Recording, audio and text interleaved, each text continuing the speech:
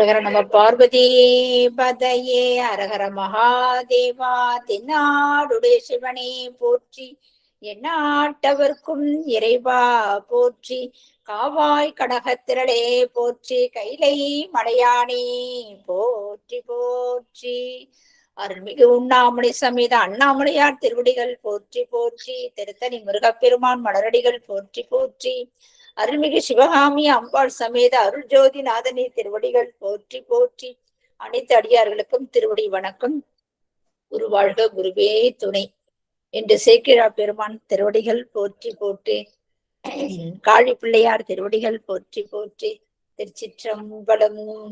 தெளிவு குருவின் திருமேனி காண்டல், தெளிவு குருவின் திருநாமம் செப்பல், தெளிவு குருவின் திருவார்த்தை கேட்டல், தெளிவு குரு ஒரு சிந்தித்தல் தானே, தெளிவு குரு ஒரு சிந்தித்தல் தானே.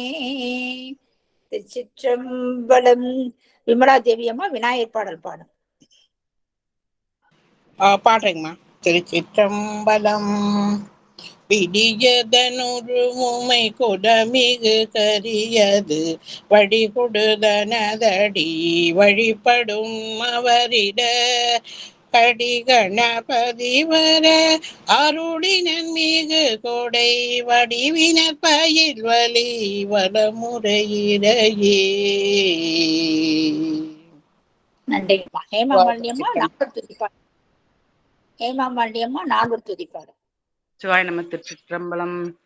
ஊழியர்கோன் வெப்பொழித்த புகழியர்கோன் கழல் போற்றி, ஆழிமிசை கல்மிதப்பில் அணைந்த பிரான் அடி போற்றி, வாழி திருநாவலூர் வன் தொண்டர் பதம் போற்றி, ஊழிமலி திருவாத ஊரர் திருத்தால் போற்றி. திருச்சிற்றம்பலம். சிவாய நம. நம்ம 3/7/2024 அன்று 13வது அமர்வு முடிஞ்சது. இன்று 14வது அமர்வு. 2718 பாடல் நம்ம முடிச்சிருக்கிறோம். நம்ம மொத்தத்துல திருத்தொண்டர் புராணத்துல வருது. திருஞான சம்பந்தர் புராணத்துல அடியனுடைய புக்குல 800 உலகியல். அம்மா மறுபடியும் புதுசா இன்னும் 2 பாடல் எடுக்க போறோம்னு சொன்னாங்க. அதனால அம்மா உங்கள் வசமா நீங்க ஆரம்பிக்கலாம். அம்மாவை நம்ம வருக வருக என்று வரவேற்கிறோம். திருச்சிற்றம்பலம். திருச்சிற்றம்பலம். அம்மா உங்க முகம் இன்னும் கொஞ்சம் கீழே இறக்கணும். கொஞ்சம் கீழே இருக்கணுமா? ஆமாமா, இன்னும் கொஞ்சம் கீழே இறக்குங்க.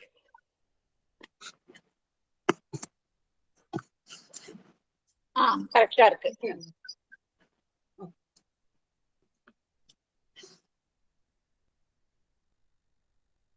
திருச்சிற்றம்பலம். தென்னாடுடைய சிவனே போற்றி, எந்நாட்டவர்க்கும் நிறைவா போற்றி, காவாய் கடகத்திரளே போற்றி, கைலை மலையானே போற்றி போற்றி.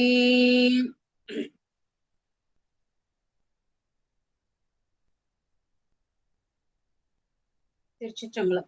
ஈர்த்தென்னை ஆண்டு கொண்ட எம்பெருமான் அம்மையப்பர் பொன்னார் மலரடிகளை வணங்கி, என் குருநாதராகிய காழிப்பிள்ளையார் திருவடிகளையும் குலதெய்வமாம் நம் தெய்வ சேக்கிழா பெருமானார் ஆசிரிய பிரானார் திருவடிகளையும் வணங்கி, அகிலாண்ட ஸ்ரீ அம்மையுடனாய ஆனைக்கா நல்லார் குருவரலும் திருவரலும் கூட்டுவிக்க, சுவாமி என்னை பார்த்து சிரிச்சுட்டே இருக்காங்க.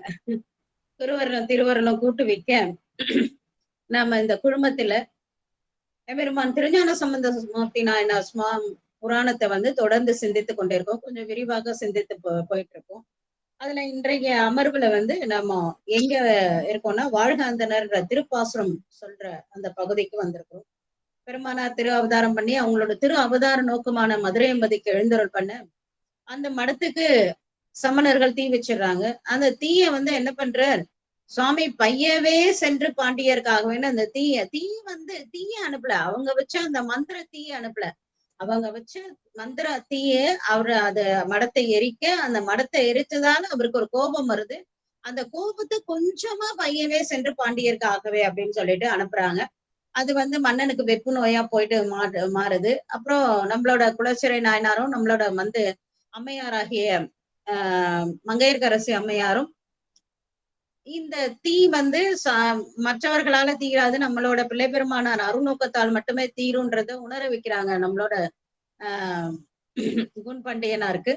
அவரும் அழைக்கிறாரு. அழைச்ச உடனே அவங்க மந்திரமாவது பாடி திருநீர் பூசி ஒரு பக்கத்து நோயை தீர்க்கிறாங்க. அதுக்கப்புறம் இன்னொரு பக்கத்தனையும் மீதி 6 பாடல்களை பாடி நோய் தீர்க்கிறாங்க. நோய் தீர்த்த உடனே நம்மளோட சமயத்தை வெற்றி கொண்டுட்டதாதான் அர்த்தம். ஆனா அவங்க என்ன சொல்றாங்க, 2 தடவை பண்ணுவோம், 2 தடையில யாராவது ஒருத்தர் வின் பண்ணலாம்ல அப்படின்ற மாதிரி அவங்க கேக்குறாங்க.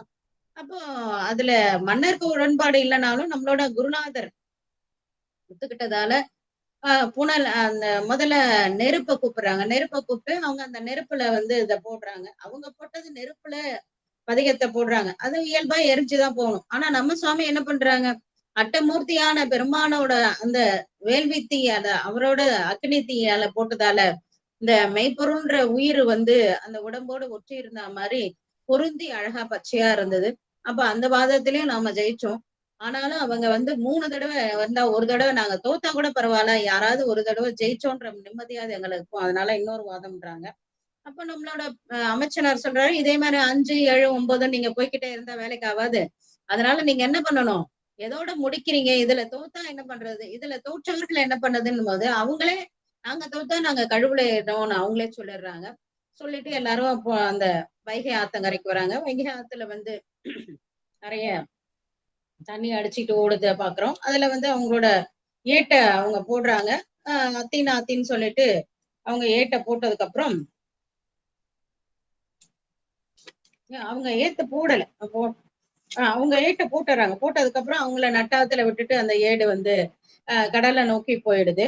அதுக்கப்புறம் நம்மளோட பிள்ளை பெருமானார் இங்க வந்துட்டு அவங்க அந்த ஏட்டை கையில எடுத்து முன்ன வந்து என்ன பண்ணாங்க, அந்த ஒரு பஞ்ச்ல இருந்து பிரிச்சு போகமார்த்த பூன்மலையால் திருநள்ளாறு பதிகம் வந்தது. அந்த திருநள்ளாறு பதிகத்தை பதிகம் இருக்கக்கூடிய ஏட்டை வந்து தீயில இட்டாங்க. ஆனா இப்ப அந்த மாதிரி இடல. இப்ப என்ன பண்றாங்க, புதுசாவே பாட்டு பாடுறாங்க. இதுல எழுதுறதுக்கு எது புதுசு, அப்படியே புத்தம் புதுசா ஒரு பாடல் பாடுறாங்க. அந்த பாடல் தான் வந்து பாசுரம்னு சொல்லக்கூடிய அந்த பாசுரம்னு சொல்ல நம்மளோட இதுல 12 பாடல்கள். எப்படியும் வந்து சூத்திரம் வந்து 12 சூத்திரம் இருக்குதோ அது மாதிரி 12 திருமுறைகள் இருக்குதோ அது மாதிரி 12 சூரியர்கள் இருக்கிறாங்க. அந்த அக ஒளி தரக்கூடிய புற ஒளி தரக்கூடியவர்கள் 12 சூரியர்கள். அந்த மாதிரி அக ஒளி தரக்கூடிய இந்த பாடலும் 12, சாத்திரம் 12 நமக்கு அதே மாதிரி 12, அப்புறம் வந்து நம்மளோட நூற்பா 12, இந்த மாதிரி 12 மிகச்சிறப்பா இருக்கக்கூடிய அந்த 12 பாடல்களை கொண்ட இந்த பாடுறாங்க. இந்த பதிகம் வந்து ஞானபாத முடிவா இருக்கிறதாலே சிவஞான போதத்துல அதே 12 சூத்திரங்கள் இருக்குது அப்படின்றத நம்ம பாத்துக்கலாம். இதுல யாப்பு பாத்தீங்கன்னாக்கா பதிகத்தை அப்படியே கையில எடுத்து பாத்தீங்கன்னாக்கா 3ஆம் திருமுறையில இருக்கக்கூடிய இந்த பன் கௌசிகம்ல இருக்கக்கூடிய பாசுரம்னு சொல்லக்கூடிய வாழ்க அந்தனர் வானவர் ஆணியம் அந்த பாடல். அது வந்து நீங்க முதல் 3 பாடல்களை பாத்தீங்கன்னாக்கா வேற யாப்புல இருக்கும், 4 சீர்ல இருக்கும். அதுக்கப்புறம் பாத்தீங்கன்னா பெரிய சீர்ல இருக்கும். அந்த யாப்பை வந்து முதல்ல இருக்கிறது பொது இயல்பாகவும், 4வது பாடல் 3வது பாடல் முடிஞ்சு 4வது பாடல்ல இருந்து இருக்கிறது சிறப்பு இயல்பாகவும் இருக்கிறதால நம்மளோட பெருமானார் இப்படி அந்த யாப்போட அமைதி அப்படி கொடுத்திருக்காங்க. நம்மளோட தெய்வ சேக்கிழா பெருமானாரும் என்ன பண்றாங்கன்னாக்கா இதே மாதிரி அந்த அவங்க உரை எழுதும் போது இந்த 3 பாடல்களுக்கு ஒரு யாப்புலையும், அதுக்கப்புறம் 4வது பாடல்ல இருந்து இருக்கக்கூடிய பாடல்களுக்கு வேற யாப்புலையும் கொடுக்குறாங்க. அதை அவர் அடியொற்றியே அவங்க இத செய்யறாங்க. ரொம்ப அழகான பாடல்.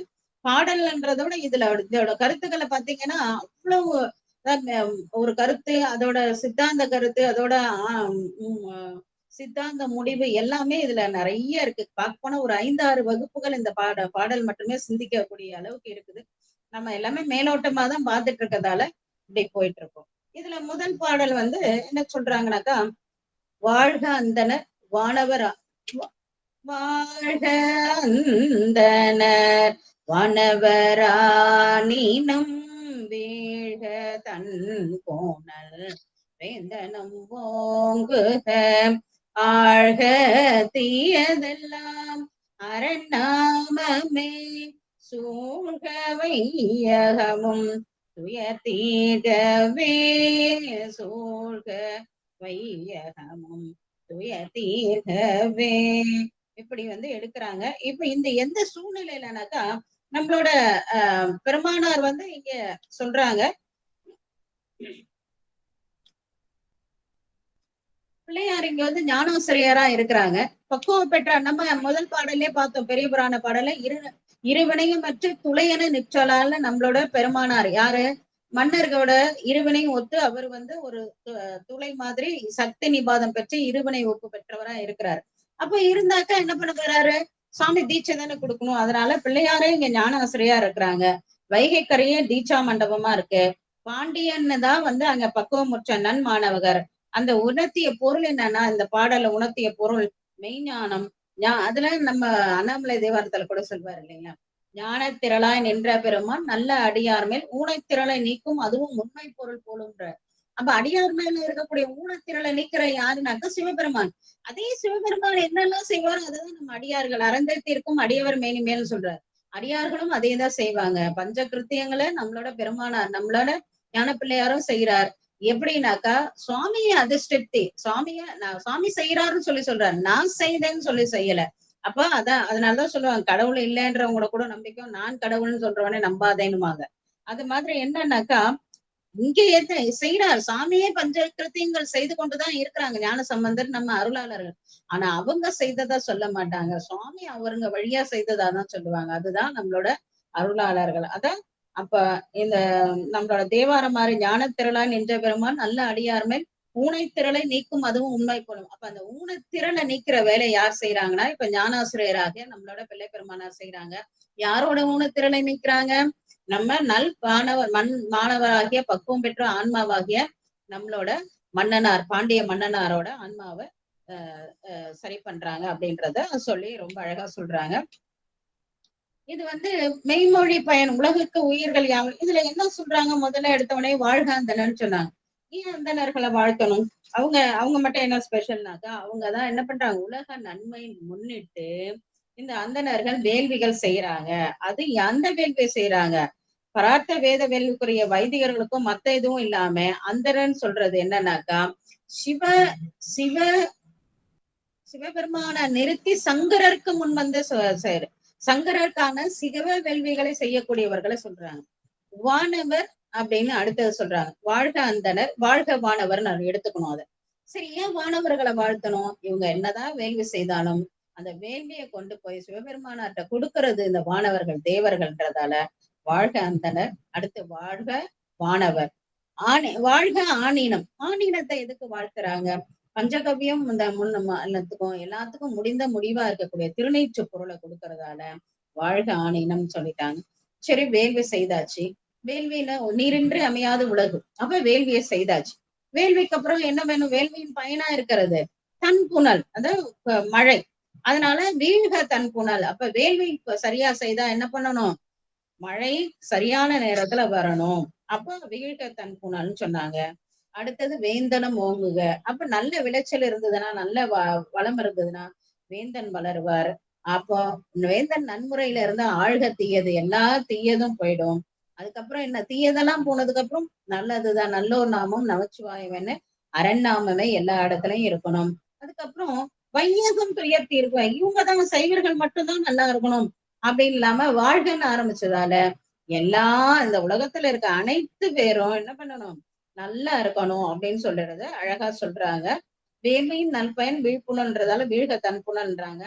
நற்பயன்றதால வேள்வியின் பல இருந்தாலும் கூட அந்த சிறப்பானது எதுனாக்கா வேள்வி. வேள்வி இந்த அஸ்வமேத யாகம், புத்திரகாமேஷ்ட யாகம், உலக நன்மை பொருட்டு யாகம், நோய் தீர்க்க யாகம், இப்படி நிறைய யாகங்கள் பண்ணாலும் வேள்வியோட பயன்கள் நிறைய இருந்தாலும் முதல் பயன் நற்பயன் என்னன்னாக்கா மழை. ஏன்னா எல்லாருக்குமான சமமானது. இப்ப அஸ்வமேத யாகமா இருக்கும், குழந்தை வேணும்னு கேட்கிறோம், குழந்தை அவங்களுக்கு மட்டும்தான் குழந்தை பிறக்கும், இல்ல அதுல கட்டவங்களுக்கு. ஆனா மழைன்றது அங்கெங்க நான் எப்படி எங்கும் பரவலாக எல்லாருக்கும் சமமா இருக்கிறதால அந்த நற்பயன் சொல்றாங்க. அர்ச்சனை பண்றதாலதான் அத சொல்றாங்க. சரி, அடுத்தது காக்கும் முறைமையால அரசனை சொன்னாங்க. அதுக்கப்புறம் வேள்வி வேந்தன் ஆழ்க தீயது, எல்லா தீயதும் ஆழணும்னு சொன்னாங்க. அதுக்கப்புறம் அரண்நாமமே சூழணும்ன்றது, எல்லா உயிர்களும் இகத்திலையும் பரத்திலையும் எல்லா உயிர்களும் கஷ்டப்படாம இருக்கணும்ன்றதுக்காக இந்த துயர் தீரணும், வையகம் துயர் தீர்க அப்படின்னு சொல்லிட்டு சொல்றாங்க. இந்த மாதிரி இறைவர்பால் உணர்வறிய மெய்ஞானம் பெற்ற ஞானஸ்ரீ ஞான உபதேசத்துக்கு அவ்விறைவரது மெய்மொழின்ற பெருமானார் இந்த இதுக்கே என்ன சொல்றாங்க, மெய்மொழி ஆகிய பதிகம்னு சொல்றாங்க நம்மளோட தெய்வ சேக்கிழா பெருமானார். அவங்க என்ன பண்றாங்கன்னா, இது 12 பாடல்கள், இதுக்கு கிட்டத்தட்ட ஒரு 24 பாடல்கள்ல உரை செய்யறாங்க நம்மளோட தெய்வ சேக்கிழா பெருமானார். ஆனா முடிவில் என்ன சொல்றாங்க, நான் உரை செய்துட்டேன்லாம் நீங்க நினைக்காதீங்க, நான் வந்து வேதனரி தழைத்தோங்க மிகு சைவ துறை விளங்க பூத பரம்பரை பொழிய புனிதவாய் மலர்ந்தொழுத சீதவள வயல் போல திருஞான சம்பந்தர் பாதமல தலை கொண்டு திருத்தொண்டு பரவுவான்னு சொல்லி அவரோட திருவடிகளை என் தலைமையில கொண்டிருந்தேன். அவரோட திருவடிகள் எனக்கு சில விஷயங்களை உணர்த்துச்சு என்னோட. ஆனா என்னோட பக்குவத்துக்கு நான் என்ன எடுத்துக்க முடியுமோ, ஒரு ஆசிரியர் சொன்னா எல்லா மாணவர்களும் ஒரே மாதிரி 100 மார்க் வாங்குறது இல்லையே. சொல்ற ஆசிரியர் ஒரே விஷயத்தான் ஒன்னாதான் 40 பேருக்கு சொல்றாரு. ஆனா ஒருத்தரும் அவங்கவுங்க கிராஸ்பிங் பவர்ல எவ்வளவு கிராஸ் பண்றாங்களோ அதை வந்து பிரசன்ட் பண்ணி அவங்க மார்க் வாங்குறாங்க இல்லைங்களா. அது மாதிரி இந்த தெய்வ சேக்கிழா பெருமான் என்ன சொல்றாரு, அவரோட திருவடி நிறையதான் உணர்த்துச்சு.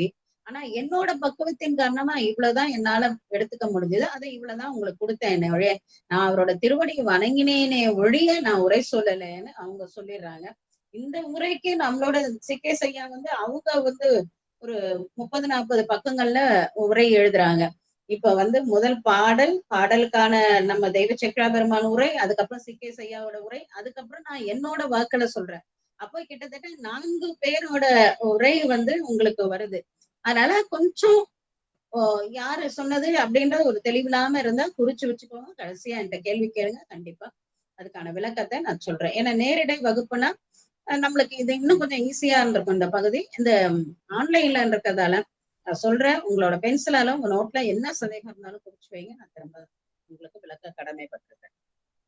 அடுத்து 2வது பாடல் சொல்றாங்க, அரிய காட்சியராய் தமது அங்கை சேர் எரியர் ஏறுகந்து ஏறுவர் கண்டமம் கரிய காடுரை வாழ்க்கையர் அப்படின்னு சொல்லிட்டு தொடங்குது நம்மளோட பாடல். அரிய காட்சியர்,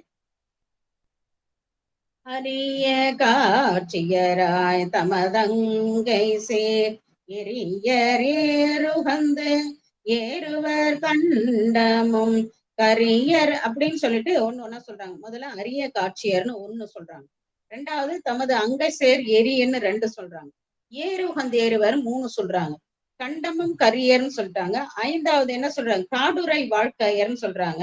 ஆயினும் பெரியர் 6 அறிவார் அவர் பெற்றியே அப்படின்னு பாட்டை முடிக்கிறாங்க.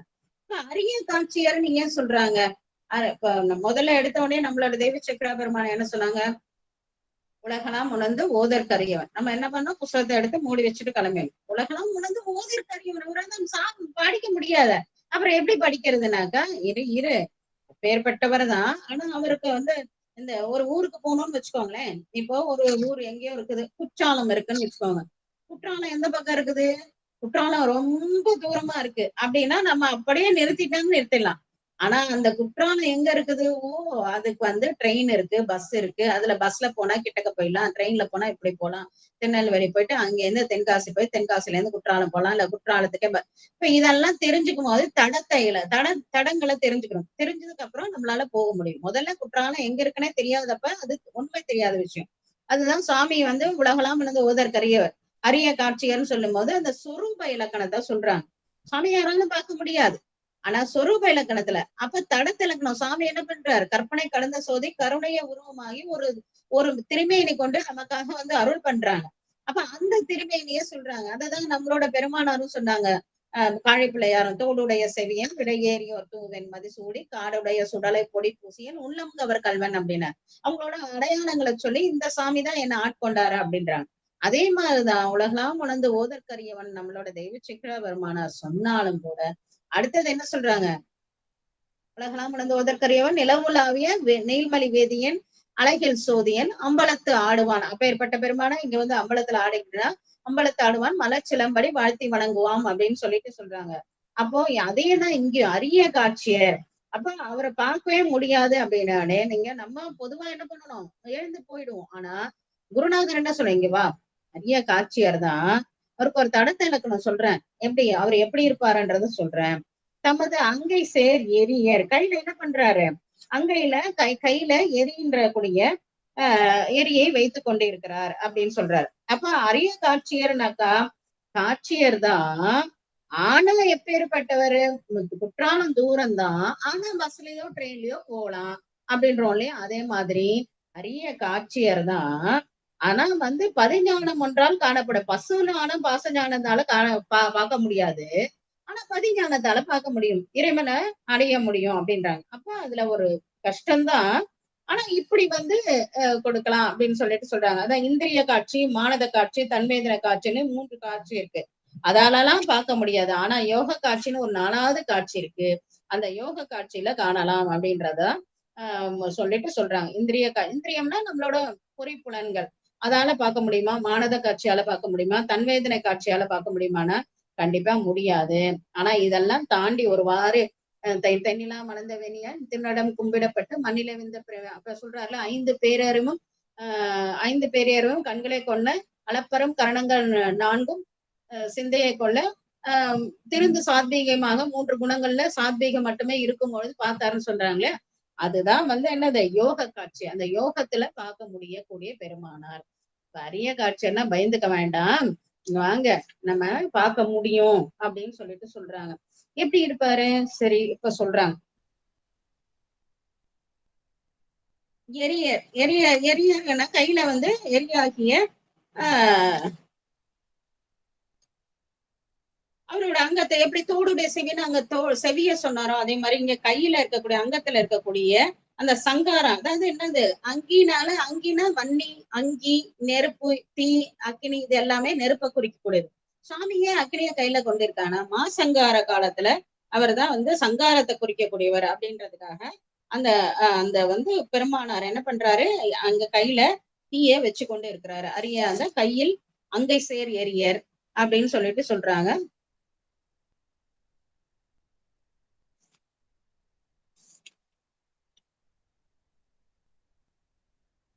ஏறு உகந்து ஏறுவர். அப்ப 3வது இது என்ன சொல்றாங்க, ஏறு உகந்து ஏறுவர், அவரோட அடையாளம். அப்ப அவர் எதுல வருவார், இந்த மாதிரி இந்த இப்ப நம்ம சொன்னோம்ல, ட்ரெயின்ல போலாம் பஸ்ல, அது மாதிரி சுவாமி என்ன பண்ணுவாரு, ரிஷபத்துல ஏறுவார். அப்ப அறமே விடையாக உகந்து ஏறுவார். அதனால நீ என்ன பண்ற, இந்த சுவாமியை அறத்தின் பால் வழிபாடு செய்தா அவரை அடையலாம்ன்றதுதான் ஏறு உகந்து ஏறுவர்.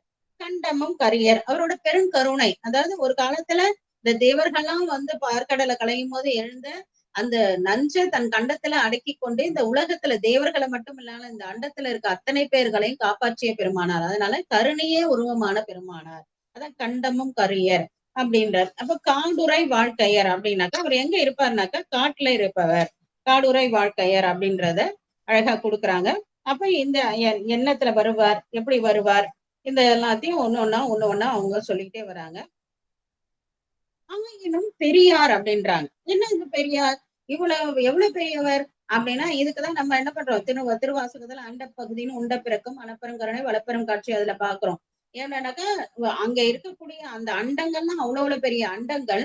அந்த அண்டங்கள்லாம் சுவாமிக்கு முன்னாடி எப்படி இருக்கும்னாக்கா, ஒரு இல்நுதை கழின அந்த வீட்டுல நுழையக்கூடிய அந்த ஒளி கற்றையில இருக்கக்கூடிய ஒரு தூசு அளவுக்கு தான் அந்த அண்டங்கள் இருக்கணும். அப்ப சாமி எவ்வளவு பெரியவர்ன்றது நம்மளுக்கு நம்ம சொல்றது. இவ்வளவு நீண்டு இருக்கக்கூடிய பெருமானார். விண்முதல் பூதங்கள் 5ம் அப்படின்னு சொல்ற மாதிரி எல்லா உயிர்களும், சூரிய சந்திரர் அண்டங்களின் தெய்வங்கள் எல்லாமா இருந்தாலும் அட்டமூர்த்தியா நின்ற நிலை கொடுத்தது. அதுக்குள்ளாரே வானாகி மண்ணாகி அப்படின்னு சொல்றோம் இல்லைங்களா, அது மாதிரி நிலநீர் நெருப்பு நீல் விசும்பு நிலா பகலோன் புலனா மைந்தனோடு என் வகையாய் புலந்தி நின்றான்னு சொல்ற மாதிரி 5 பொறிகளாவும் 5 பூதங்களாவும் 8 வகையாவும் ஒன்னோட ஒண்ணு கலந்து, அதுதான். அப்ப 5 சொன்னா 5 சுவாமியானா இல்ல, 5 கலந்து நிக்கிறான். அதே மாதிரி அந்த அட்டமூர்த்தியாவும் நிக்கிறான். திருமாலாவும் பிரம்மாவும் சாமிதான் நிக்கிறானா, அப்ப திருமாலும் பிரம்மாவும் சாமியானா இல்ல, திருமாலையும் பிரம்மாவிலையும் கலந்து நின்று அவங்களை அதிர்த்தி நின்று சுவாமி எல்லாத்தையும் செய்யறாரு அப்படின்றத நம்ம அழகா சொல்றாங்க. ஆறறிவார் இவர் பெற்றியே அரிய காட்சிகள் என்ற 2ஆம் பாட்டு பதியின்மையும் பதியிலக்கணமும் வகுத்து காட்டிட்டு, அப்ப அரிய காட்சியர்னு சொல்றதால உள்பொருளுக்கு இலக்கணம் கூறனாலும் கூட எரியர்னு அவர் சங்கார காலத்தை சொல்லியிருக்கிறாங்க, ஏறு உகந்து ஏறுவன் சொல்லிட்டாங்க, கண்டமும் கரியர்னு சொல்லிட்டாங்க, அப்ப வந்து வாழ்க்கையர்னு சொல்ல அவரே அந்த வாழ்க்கையில அந்த காட்டுல வாழக்கூடிய பெருமானார்னு சொல்லியிருக்காங்க. இப்படியெல்லாம் வந்து இருப்பாரு அப்படின்னு முதல்ல அரிய காட்சியர்னு சொன்னதால என்ன பண்ணாங்க, தமக்கு தானே எல்லாத்துக்கும் பெரியவர் அந்த ஞானாசிரியர் சொரூப இலக்கணத்தை சொன்னாங்க. அடுத்து தடத்த இலக்கணத்தை சொன்னாங்க. அடுத்து 3வது பாடல் வராங்க. வெந்த சாம்பல் விரையென பூசியே தந்தையாரோடு தாயிலர் தம்மையே சிந்தியா எழுவார் வினை தீர்ப்பரால் எந்தியாரவர் எவ்வகையார் கொலோ அப்படின்னு சொல்லிட்டு சொல்றாங்க. வெந்த சாம்பல் அப்படின்னு சொல்லிட்டு அந்த அந்தமில்லாத பெருமானார் அப்படின்றத சொல்றார். வெந்த சாம்பல் விரையென என்பது தமது அந்தமில் ஒளியல்லாத ஒளியெல்லாம் வந்து வெந்தர மற்ற பொடியனை சந்தமா கொண்ட வண்ணமும் சாற்றினார்.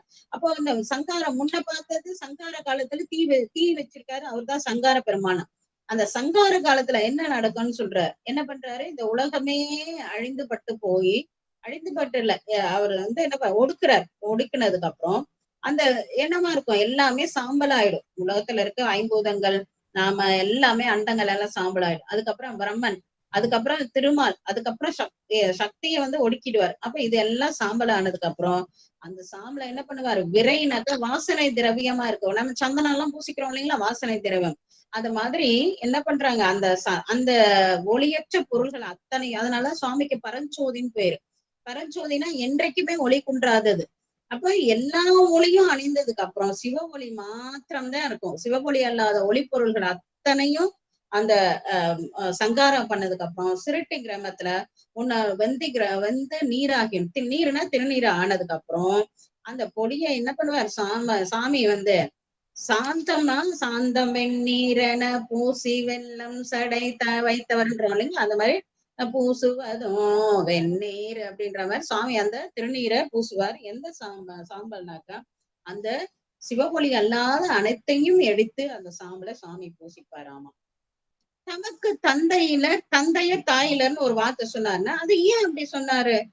அவருக்கு தந்தையும் தாயும் இல்லைன்னா அவரே முதல்வன், முழு முதல் கடவுள் அவருதான். அவருக்கு தந்தையும் தாயும் இல்லாதல அவருக்கு மேல யாருமே கிடையாது அப்படின்றத சொல்றதுக்குதான் இங்க. அதாவது தமது ஒளி அல்லாத பொருள்கள் எல்லாவற்றையும் சங்கரித்த பிறகு தமக்குள்ளேயே ஒடுங்கிப்பாரு. அதனால புனருத்தவளை மீண்டும் அவற்றை உருவாக்குவதால ஒருத்தவங்க உருவாக்குறவங்க தானே தாயாவும் தந்தையாவும். குழந்தை உருவாக்கத்தால் தான் தந்தையும் தாயுமா இருக்கிறாங்க. எல்லாரையும் தாயும் தந்தையும் சொல்றது கிடையாது நம்ம. அப்போ அந்த ஒரு பொருளை உருவாக்குறவங்க தான் தாய் தந்தைனா, இந்த உலகத்தையே ஒடுக்கி திருப்பி யார் உருவாக்குறான், சாமி தான் உருவாக்குறாரு. அப்ப அவர் தானே தாய் தந்தையா இருக்க முடியும். அப்ப அவருக்கு ஒரு தாய் தந்தை இல்லைன்றது என்னன்னாக்கா அவருதான் தாய், அம்மையப்பரே உலகுக்கு அம்மையப்பர்ன்னு சொல்றோம் இல்லைங்களா, அந்த மாதிரி அவரே அம்மையப்பரா இருந்து இந்த உலகத்தை படைக்கிறதால என் இறைவருக்கு பிறப்பு இல்லை, பிறப்பில்லாத பெருமானார் எங்க பெருமானார், பிறப்பிலி பிஞ்சகா அப்படின்னு சொல்றோம் இல்லைங்களா, அது மாதிரி பிறப்பில்லாத பெருமானார் அப்படின்னு சொல்றாங்க. அடுத்து தம்மையே சிந்தியான்னு ஒரு இது சொல்றாங்க. எதுக்கு அந்த தம்மையே சிந்தியானாக்கா, உண்மையாகி விளங்கும் மொழி தாமேன்னு கண்டுகிட்டு நினைவார்கள். அப்படி யாரு, இவருதான் பரஞ்சோதி, மத்தவங்க எல்லாம் இல்ல, இவர்தான் உண்மை பொருள், இவர்தான் நிரந்தரமாக, இவருதான் நமக்கு அம்மையப்பர், இவர்தான் நம்மளோட தலைவர், இப்படி புரிந்து கொண்டு, அதான் தம்மையே சிந்தியா, இப்படி புரிந்து கொண்டு யாரெல்லாம் இவரை நினைக்கிறாங்களோ அவங்களுக்கு எல்லாம் என்ன பண்ணுவாங்களாக்கா, இருவினைகளை தொடர்வதற்கு காரணமாக பொய்மை விளைந்து நிற்கும் மலையர்களை மலை இருளை நீக்குவார். அப்ப எதுக்கு மலை இருளை நீக்கணும், அதுதான் இருவினைக்கு காரணமா இருக்கு. அந்த சரி இருவினை இருக்கிறது எதுக்காக, அந்த மலை இருளையும் நீக்கி இருவினையும் நீக்கினாக்கா நம்ம பிறவி இல்லாத நிலைக்கு போக முடியும். இப்ப படிப்படியா என்ன பண்றாங்க, நம்மள தேத்தி வர்றாங்க அப்படின்றத சொல்றாங்க. அந்த எந்த யார் நம்ம எவ்வகையார் கொள்வோம் அப்படின்னு கேக்குறாங்க இல்லைங்களா.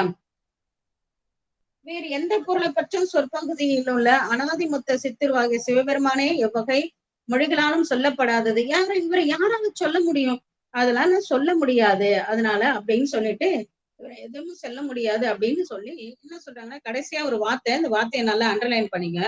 மொழிவது என்ற அந்தன் பூந்தராய் வேந்தர் அருளினார் அப்படின்னு பெரிய புராணத்துல கொடுக்குறாங்க. பூந்தராய் வேந்தர் அருளினார், அந்த இடத்த குறிச்சுக்கோங்க. அழகிய குளிர்ந்த பூந்தராய் தலைவர் ஆகிய பிள்ளையார் அருளி செய்தார் அப்படின்னு சொல்றாரு இல்லைங்களா, அந்த இடத்த அண்டர்லைன் பண்ணிக்கோ.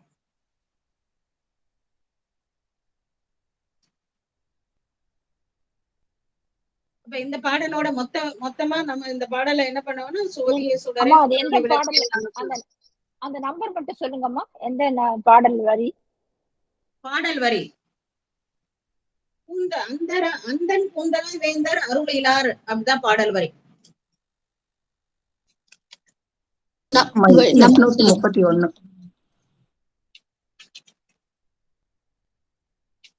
231. சிவாய நம்மம்மா இப்பதான் ஜாயின் பண்ணேன். சொல்றேன் 2734 தொடரெண்ல பாடல் எண்ல வந்து 831 அந்தன் கூந்தராய் வேந்தர் அருளினார், அதை அண்டர்லைன் பண்ணிக்கோங்க. அதுக்கு முன்னாடி 827 அன்பு சூழ் சண்பை ஆண்டகையார் அவர்னு கொடுப்பாங்க. 827 அத வந்து அண்டர்லைன் பண்ணிக்கோங்க.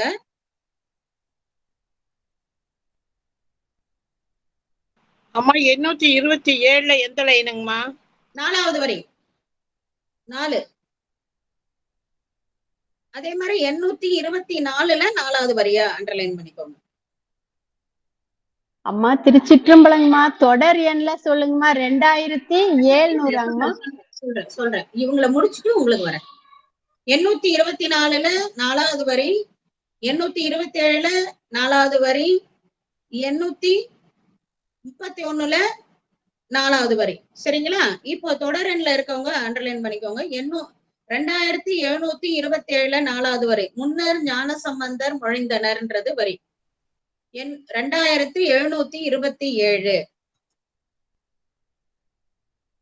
அடுத்தது 2730 அன்பு சூழ் சண்பை ஆண்டகையார் அவர் அப்படின்னு வரும். அது போட்டு 2ன்னு போட்டுக்கோங்க. 1 2. அடுத்து 2734 2734 அதுல 4வது வரி அந்தன் கூந்தராய் வேந்தர் அருளினார். எப்ப 3 வரி சொல்லியிருக்கேன். முன்ன ஞான சம்பந்தர் மொழிந்தார், அன்பு சூழ் சண்பை ஆண்டகையார் அவர், அடுத்து அந்தன் கூந்தராய் வேந்தர் அருளினார். 3 சொல்லியிருக்கேன். 1 2 3ன்னு குறிச்சு வச்சுக்கோங்க.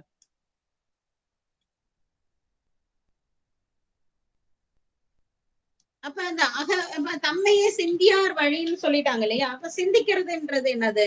அக வழிபாடு. நம்மளோட மனசுல நினைச்சு சுவாமியை நினைச்சு வழிபாடு செய்யறது. அப்ப இந்த அக வழிபாட்டை பத்தி இந்த இடத்துல சொன்னாங்க. அப்புறம் சரி, அடுத்தது என்ன சொல்றாங்கன்றத பாக்கலாம்.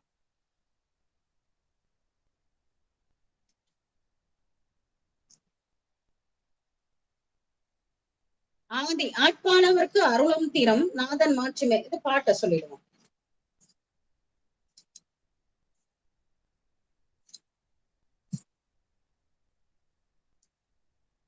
ஆட்பாளவர்க்கு அருளும் வண்ணமும், இந்த 3ஓட பொது இயல்பு முடிஞ்சிருச்சு இல்லைங்களா? அக வழிபாடு முடிஞ்சிருச்சு.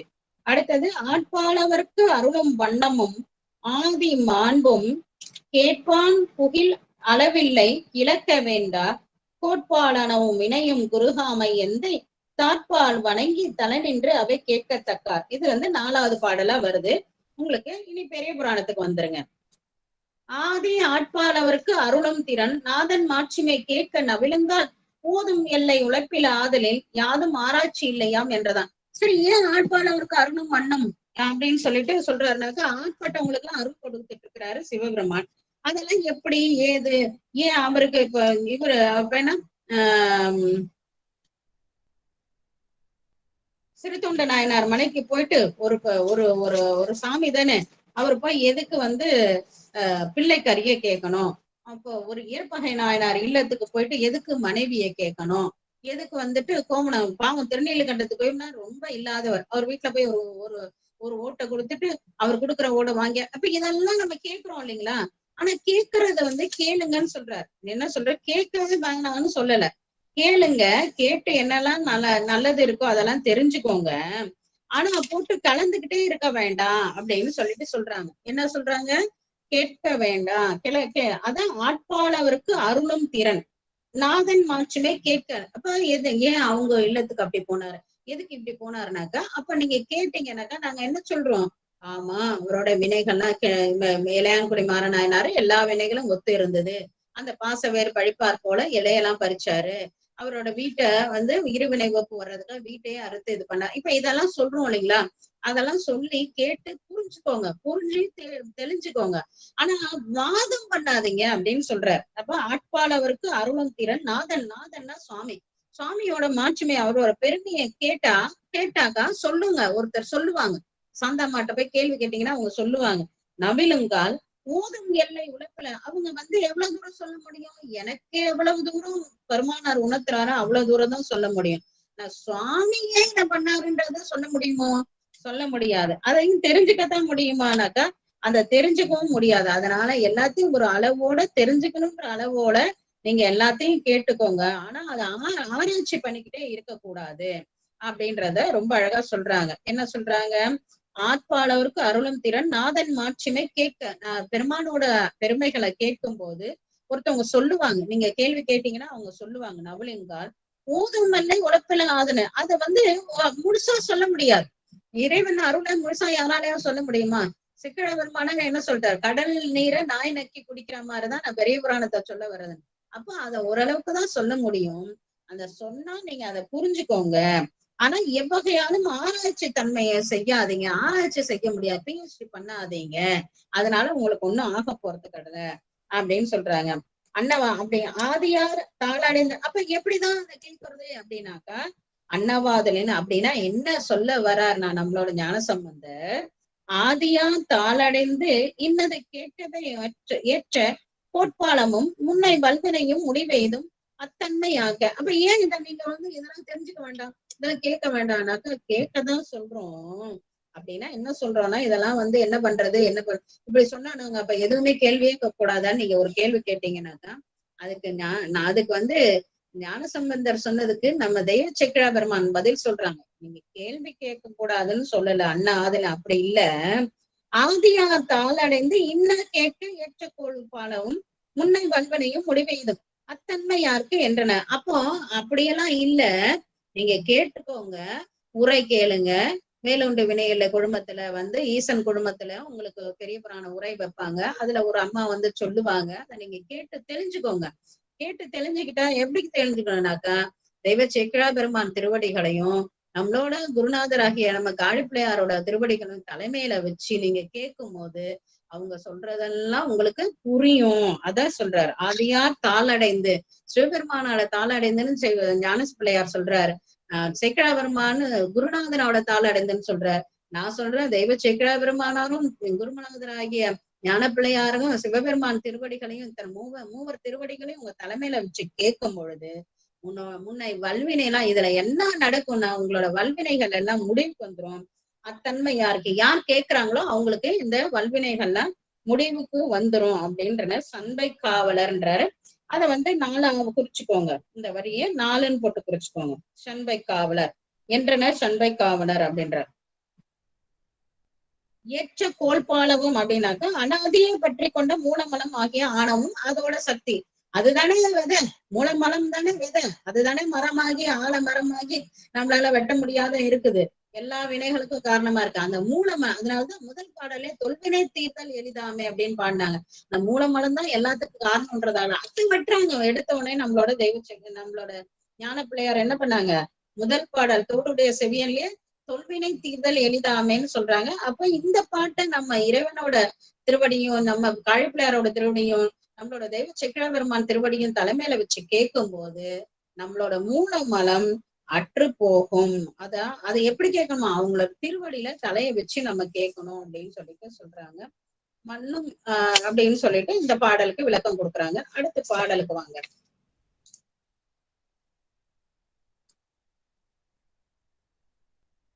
ஏதுக்களாலும் எடுத்த மொழியாலும் மிக்க சோதிக்க வேண்டாம். அதே கருத்தை தான் தொடர்ந்து வராங்க.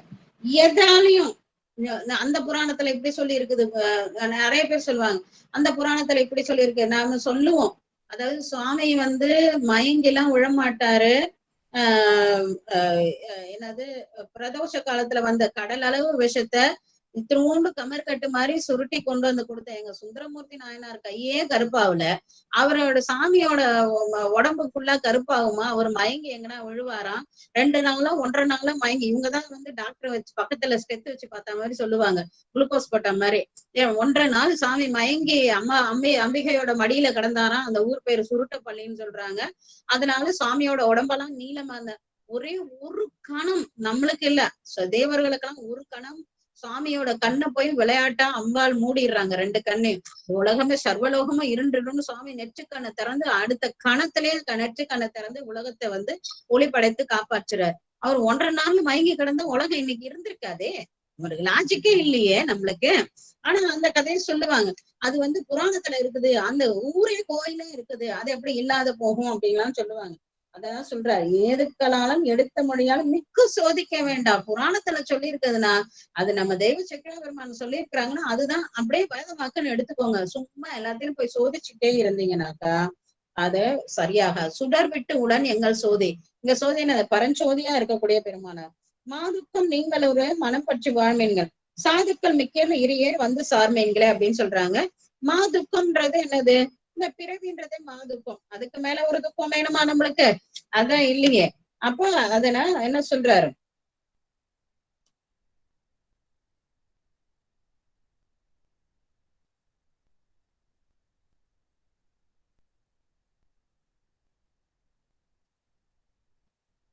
ஏதுக்களாலும் 5ஆம் பாடல் வந்தாச்சு. என்ன சொல்றாங்க, தனக்கு உதாரணமாக காட்டணும். ஏதுக்கள்னாக்கா எதுவாலையும் உதாரணம் காட்ட முடியாது. சாமி இருக்கிறார், அவருக்கு உதாரணத்தை யாராவது இன்னொருத்தரை காட்ட முடியுமா? ஒரு யாரையுமே அவருக்கு உதாரணமா காட்ட முடியாது. அதனால மாதுக்கள் எதாலையும் உதாரணமா காட்டக்கூடிய பெருமானார் இல்ல. அவரோட சங்கரன் தனது முன்பு கூறிய வண்ணமும் உடைய தலைவனை அளப்பிலா ஏதுக்களாலும் நிறுத்தணும். எதாலையும் வந்து உதாரணம் காட்ட முடியாதவர், அவரே ஒப்பற்றவர், ஒருவன் ஒருவன் முதலாளின்னு அவரே ஒருவனா இருக்கக்கூடிய ஆதியும் அந்தமா இருக்கக்கூடிய பெருமானார். அவருக்கு யாரையும் உதாரணம் காட்ட முடியாது. சுடர் விட்டு உடன் எங்கள் சோதி அப்படின்னு சொல்றாரு. தோன்றும் காட்சி அது வந்து நம்ம சொல்றோம், ஒரு இல்லக விளக்கது இருள் கெடுப்பது, சோதிய சுடரே சூழறு விளக்கே, அப்படி ஒளிவளர் விளக்கே, இப்படியெல்லாம் சொன்னாலும் கூட அந்த சோதி என்ன, அது நம்ம ஒரு பாட்டுக்கு சொன்னாலும் கூட அக்னியின் புறவொளியா அது இருந்தாலும் கூட அந்த ஒளி வந்து அந்த ஒளி கிடையாது. அந்த ஒளி வழியே போய் முன்னுல நம்மளோட மனதுல வந்து ஒளி வழியே பெருகி பொருத்தி நின்று காண்பார்களுக்கு தான் இது பொருள். அந்த ஒளி வழியே போய் பொருத்தி நின்று நம்ம இந்த பெரிய பெருமானார பார்க்கணும். மாதுக்கம் நீங்கள் ஒருவர் மனம் பற்றி வாழ்மீன்றார். மாதுக்கம் என்னது? பிறவிதான் மாதுக்கம் நம்ம சொன்னோம். அப்ப மூலமாக சுடசோதின அன்பினாலே ஆன்மாவில் கண்டு அஞ்செழுத்தால் அகபூசை செய்து ஞானாசிரியர் போதிக்கப்பட்ட திருவர் வழித்தாகிய அகநோக்கில் கண்டு கூடிய சிவயோகத்தில் இடையறாமல் கூடி சிவஞான வாழ்க்கையில் வாழ்ந்து அப்படி இருந்தாக்கா அதாவது நம்ம இப்ப சொன்னாங்க 5 எழுத்த ஓத சொல்றாங்க. நம்மளுக்குதான் இப்ப வைகை கரை மண்டபத்துல என்ன ஆகுது, தீட்சை ஆகுது. தீட்சை ஆன உடனே என்ன பண்ண போறோம், 5 எழுத்த ஓதிக்கிட்டே இருக்க போறோம். ஞானாசிரியர் போதித்த 5 எழுத்தால ஓதிக்கிட்டே இருக்க போறோம். அப்போ திருவருள் கூட்டு வைக்க அந்த நோக்கத்துல என்ன பண்ணும், சிவயோகம் நம்மளுக்கு கூடும். அந்த சிவயோகத்துல சிவஞான வாழ்க்கையில நாம இருப்போம். அப்படி இருக்கும் பொழுது அனாதியே தொடர்ந்து இந்த ஆணவ மலம் வந்து அங்கே இருந்து நீங்கும், மாதுக்கம் நீங்கும். இந்த பிறவிய பந்தித்து இருக்கக்கூடிய ஆணவ மலம்ன்றது என்னது, நம்மளோட இத்தனை வழியில போகும்போது நம்மளுக்கு என்ன பண்ணுது, நம்ம பொதுவா இப்ப ஒரு உதாரணம் சொன்னா, நேரா வீட்டுக்குள்ள போங்க, வலது பக்கம் வத்திப்பெட்டி இருக்கும், அது பக்கத்துல ஒரு நல்விளக்கு இருக்கும், அன்னமலையார் எல்லாம் போட்டு அந்த விளக்குல எண்ணெய் இருக்கும், அதுல திரி இருக்கும். அந்த விளக்க நீங்க ஏத்தினீங்கன்னா உடனே வெளிச்சம் வந்துடும் வீட்டுக்கு. அதையேதான் இங்கேயும் சொல்றாரு. என்ன பண்றாங்க, நம்மளோட மனதுல ஆணவ மலம் மூல மனம் இருக்குது. அதுக்கு நீங்க என்ன பண்ணணும், அன்பால ஆன்மாவை கண்டு கொடுக்கணும். இப்ப ஞானாசிரியர் சொல்லக்கூடிய 5 எழுத்த ஓதணும். அப்ப ஞான மார்க்கத்துல இருப்போம். அந்த ஞான மார்க்கத்துல இருக்கும்போது சிவயோகம் கூடும். அந்த சிவயோகத்தை இடையறாம இருக்கும்போது ஞான வாழ்க்கைக்கு போவோம். அப்படி போகும்போது ஆதியில பந்தித்து இருக்கக்கூடிய நம்மளோட மூல மலம்னு சொல்லக்கூடிய ஆணவ மலம் போயிடும். அப்புறம் அந்த போனதுக்கு அப்புறம் என்ன ஆகும், நம்மளுக்கு ஒரு பேர் கொடுக்குறாரு. அப்ப என்ன, சாதுக்கள் அப்படின்னு ஒரு பேர் கொடுக்குறாரு. சாதுக்கள் மிக்கீர். அப்ப நீங்க என்ன பண்ண, எல்லாமே சாதுக்கள்னா என்ன பண்றாங்க, முனிவர்களை தான் சாதுக்கள். முனிவர்கள் வேற, சாதுக்கள் வேற. முனிவர்கள் முனிந்தவர்கள், எல்லாத்தையும் முனிந்தவர்கள். முனிக்கிறதுனா விட்டவர்கள் அர்த்தம். சாதுக்கள்னாக்கா இந்த சிவஞானத்துல இருக்கிறவங்க சாதுக்கள். அப்ப நம்மளுக்கு ஒரு பேர் கொடுக்குறாரு. அப்படி நம்ம இருந்துட்டோம்னா நம்மளுக்கு ஒரு பேர், என்ன பேரு, சாதுக்கள்னு ஒரு பேர் கொடுக்குறாங்க. அப்ப விளம்பர வேட்கை எல்லாம் இயல்பாவே நம்ம என்ன பண்றோம், பாசங்கள்ல இருந்து நீங்கி இறைவர் திருவடியே மேற்கொண்டு இருப்போம். அப்பதான் நம்மளுக்கு ஒரு பேர் என்ன வரும், சாது. இந்த சாந்தான்ற பேர் வேண்டாம், நம்மளுக்கு என்ன பேர் வேணும், சாதுன்ற பேர் வேணும். அப்போ அந்த பேர் வரும். அந்த வந்து சாருங்க. அதனால அதுக்காக நீங்க என்ன பண்ணுங்க, இறைவனை வந்து சார்ந்தீங்கள், அவரை சார்ந்து இதெல்லாம் படிப்படியா அடைங்கன்னு சொல்றாரு. சண்பை அரசர் அருளினார் அப்படின்னு சொல்லிட்டு சொல்றாங்க பாருங்க. அதையும் எழுதிக்கோங்க. சண்பை அரசர் அருளினார். ஐந்தாவது 5 போட்டு 837 சண்பை அரசர் அருளினார் அப்படின்னு 12 வாக்குகள் வரும். 12 எடுத்துக்கோங்க. அப்ப இந்த பாட்டோட மொத்த கருத்தை என்ன பண்ணணும், அதை நம்ம தொடர்ந்து பார்த்துக்கலாம்.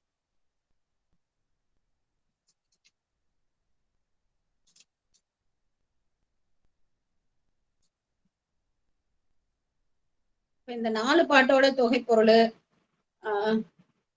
ஐந்தாவது பாடல், ஆடும் எனவும் அருங்கூற்றம் உதைத்து வேதம் பாடும் எனவும் புகழல்லது பாவம் நீங்க கேடும் பிறப்பும் அறுக்கும் என கேட்டீராகில் நாடும் திறத்தார்க்கு அருள் அல்லது நாட்டலாமே. இதுதான் வந்து 5வது பாடல சொல்றாங்க. ஆடுமாமே, இந்த சாமி என்ன பண்ணிட்டு இருக்காரு, தில்லையில கூத்தாடுமா, சிறைவான் புனர் தில்லையுன்னு சிந்தைகள் நம்மளோட மனதிலெல்லாம் சாமி வந்து கூத்தாடி கொண்டு இருக்குமாமே. அந்த கூத்து கூட 5 சொல்றாங்களே, அப்ப இதெல்லாம் எதுக்காக ஆடுது, பெருமைக்காகவானா? இல்ல, ஆடும் எனவும் அருங்கூற்று, கூற்றனாக்கா யமனை உதைத்து வேதங்கள் எல்லாம் பாடிக்கொண்டு இருக்கும், புகழல்லது இதெல்லாம் வந்து செய்யும் அப்படின்றாங்க. இப்ப இதை என்னத்துக்கு செய்யறாங்க? அப்ப ஆடுதல்ன்றது 5 சொல்றது. முதல்வனோட இலக்கணம் அவன் செய்யக்கூடிய 5 தொழில்கள். அதான் இந்த தூலம், சூக்குமம், அதிசூக்குமம் 3 வகைப்படும். தோற்றம், இறுதி, மறைப்பு, அருள்னு சொல்ற மாதிரி இந்த தொழில் முதல்ல 5 தொழில் வந்து தோற்றம், நிலை, தோற்றுவிக்கிறது, ஒரு தோற்றுவித்து அதை நிலைபெறுத்தணும். அதுக்கப்புறம் இறுதி வரைக்கும் வச்சிருக்கணும். அதுக்கப்புறம் மறைப்புன்னு சொல்லக்கூடிய திரோதானம் இருக்கணும். அதுக்கப்புறம் அருளன்னு சொல்லக்கூடிய 5 தொழில இருக்கணும். அந்த தொழில் வந்து எப்படி தூளம், சூக்குமம், அதிசூக்குமன்ற 3 வகையில பண்றாரு. அப்ப நிலை ஒன்னொன்னு, முதல்ல தோற்றம்ன்றது ஒரு இடத்தை உருவாக்குறது, அடுத்து நிலைபெறுத்துறது, பிரபஞ்சத்தை நிலைபெறுத்துறது, பிரபஞ்சத்தை ஒடுக்கிறது. இதுக்கு நடுவுல மறைத்தலும் அருளலும். நம்மளோட பெரிய புராணத்துல நிறைய மறைத்தலும் அருளலும் நம்ம வந்து பார்க்கணும் இல்லைங்களா. மறைப்புன்றது குடங்கையில் ஏந்திய தீயினை சூட்டினை நிகழ்வட்டாது தனக்கு மாறாகிய மந்திர முச்சரிக்குங்காறு தடுத்து நிற்கும் கொள்கை போல முதல்வனை சிறைப்பில உணரும் மெய்யும் தோன்று வரும். அது எப்படி சொல்றாங்கன்னாக்கா,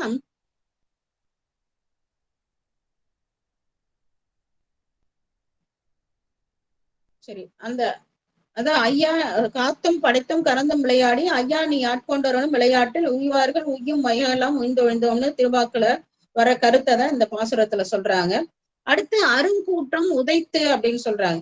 அருங்கூற்றம்னா மார்கண்டேயர்னு ஒருத்தர் இருந்தாரு. அவருக்கு 16 வயதுல அவரோட ஆயுள் முடியும்னு சொல்லி தெரிஞ்ச உடனே சுவாமியை போய் தியானித்து கொண்டே இருக்கிறாரு. அப்ப அந்த கூற்றம்னு சொல்லக்கூடிய யமன் என்ன பண்றாரு, பாசக்கயிறை வீசி பிடிக்க வரும்போது சாமி எழுந்து என்ன பண்றாரு, அவரை உதைத்துட்டாரு. உதைத்த உடனே அந்த யமன் இல்லாததால அந்த அழித்தல் தொழில் அதுக்கான தொழில் தடைபட்டு நிற்கும் போது அவனுக்கு திருப்பி என்ன பண்றாரு, அந்த உயிரை மீட்டு கொடுக்கிறாரு சுவாமி.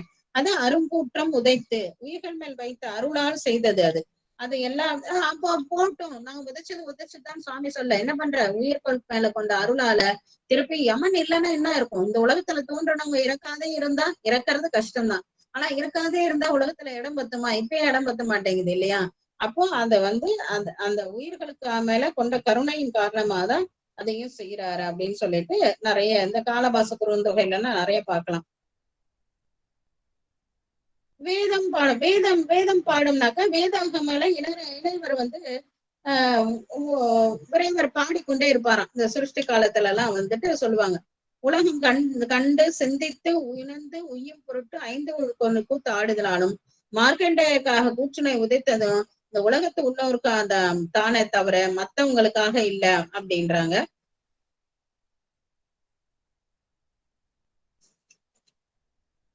இதெல்லாம் புகழும், இதெல்லாம் சாமி, இந்த சாமி இதை செய்வார், அந்த சாமி இதை, அவன் தன் பெருமை தான் அறியா தன்மையன்கான் சாழலோன்றார். அவரோட பெருமையே அவருக்கு தெரியாது.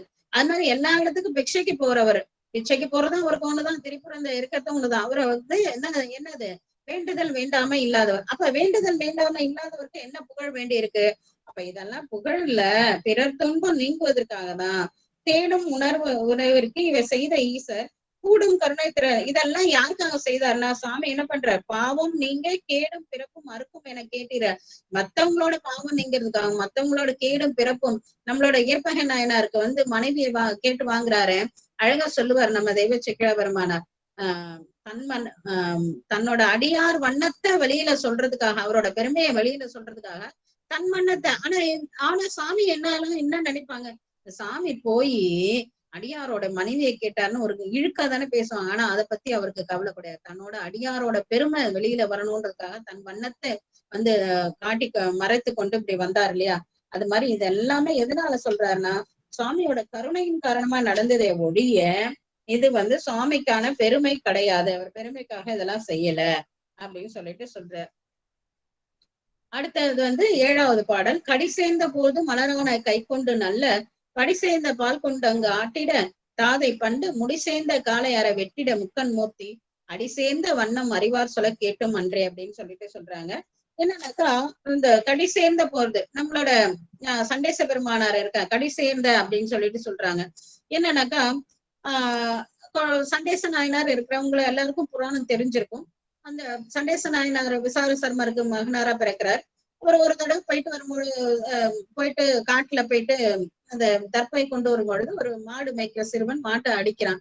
அடிச்ச உடனே நீ இனிமேல் மாட்டை மேய்க்க வேண்டாம், நானே மேய்க்கிறேன் அப்படின்னு சொல்லிட்டு இதுதான் இறைவருக்கு செய்யக்கூடிய தொண்டு அப்படின்ற அளவுல அவர் வந்து அந்த மாடுகளை மேய்த்து கொண்டு வர்றாரு. மாடுகள் நல்லா மேய்த்து வரும் பொழுது நல்ல பால் கறந்து இருக்கும்போது அந்த பாலை பார்த்த உடனே அவருக்கு என்ன தோணுதுனாக்கா, அவருக்கு சுவாமிக்கு திருமஞ்சனம் மாட்டணும்ன்ற குறிப்பு தோணுது.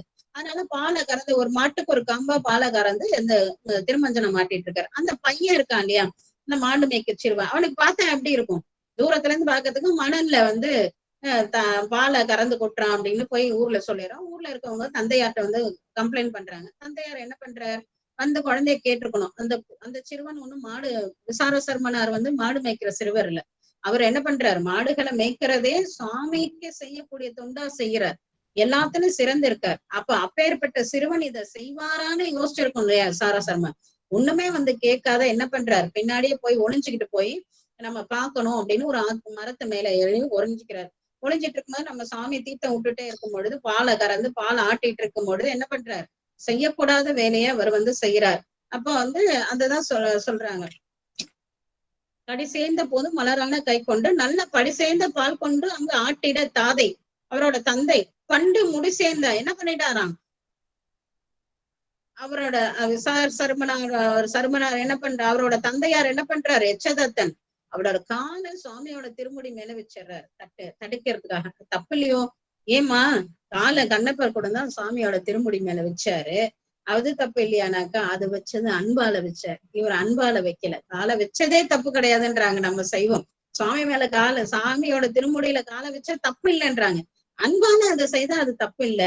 ஆனா இவர் அப்படி செய்யல இல்லைங்களா. அதனால அதான் சொல்றாரு, கடி சேர்ந்த போது பால் கொண்டு ஆட்டிட தாதை பண்டு முடி சேர்ந்த முடியில சேர்த்துட்டாராம். காலால சிவலிங்கத்தை செய்யக்கூடாதுன்னு செய்துட்டாராம். அதை வந்து அதனால என்ன பண்றாரு, அத பார்த்த உடனே காலை அற வெட்டிட நம்மளோட சண்டேச நாயனார் என்ன பண்றாரு, விசார சர்மனுடைய சண்டேச நாயனார் காலை வெட்டிட முக்கன் மூர்த்தி 3 கண்களை கொண்டக்கூடிய சிவபெருமானார் அடி சேர்ந்த அந்த காலை வெட்டினதானே என்ன பண்றாரு, அடி சேர்ந்த நான் என் பொருட்டு உன் தந்தையை நீத்ததால இன்னைக்குல இருந்து நான் தான் உனக்கு தந்தை அப்படின்னு சொல்லிட்டு அவருக்கு என்ன கொடுக்குறாரு, தன்னோட சிரசுல இருந்து கொன்றை மாலையை சூட்டி கட்டி புடிச்சு முகந்து முத்தமிட்டு சண்டீசனமாம் பதம் தந்தார் அப்படின்றார்.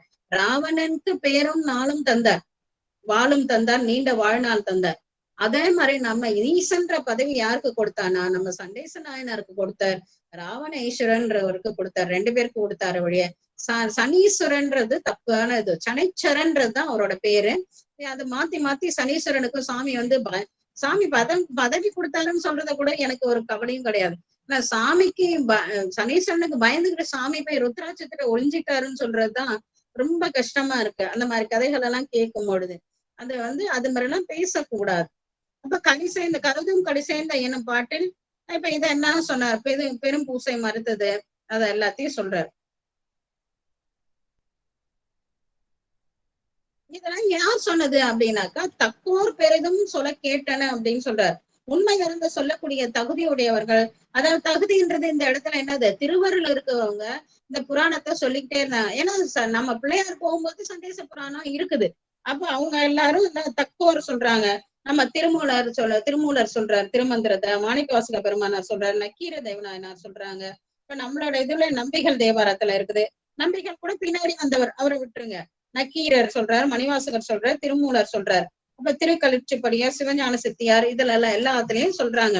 அந்த எல்லாத்துலயும் என்ன சொல்றாங்க, இது மாதிரி சுவாமி ஆஹ் கடி சேர்ந்த பொழுது சண்டேச நாயனார் புராணத்தை சொல்றாங்க. அதை நான் கேட்டு அறிந்தேன். அப்போ அந்த தவறு செய்யக்கூடாது அப்படின்றத நான் கேட்டு அறிந்தேன்றத இந்த இடத்துல 7வது பாடல்ல சொல்றாங்க. 8வது பாடல், வேத முதல்வன் முதலாக விளங்கி வையம் ஏதப்படாமை உலகத்தவர் ஏத்தல் செய்ய பூத முதல்வன் முதலே முதலாக பொழிந்த சூதன் ஒளிமாலை சொல்லு என்றே கலிக்கோவை சொல்லு அப்படின்னு சொல்லிட்டு சொல்றாங்க. வேதன் முதலாக விளங்கி வையம் அப்படின்றது நம்மளோட 840வது பாடல் இல்லைங்களா? வேத முதல்வன் என்னும் மெய்த்திருப்பாட்டினில் நேர் ஆதி உலகோரிட நீங்கிட ஏத்த ஆடும் பாத முதலாம் 14 புராணங்கள் என்று ஓதாது என்று உரை செய்தார், யாவும் ஓதாது உணர்ந்தார் அப்படின்னு சொல்லிட்டு சொல்றாங்க. அப்ப 18 புராணங்கள் இருக்குது இல்லைங்களா நம்மளோட புராணங்கள்ல. பரம பிரமாணமான வேதம்னு சொல்லக்கூடியது.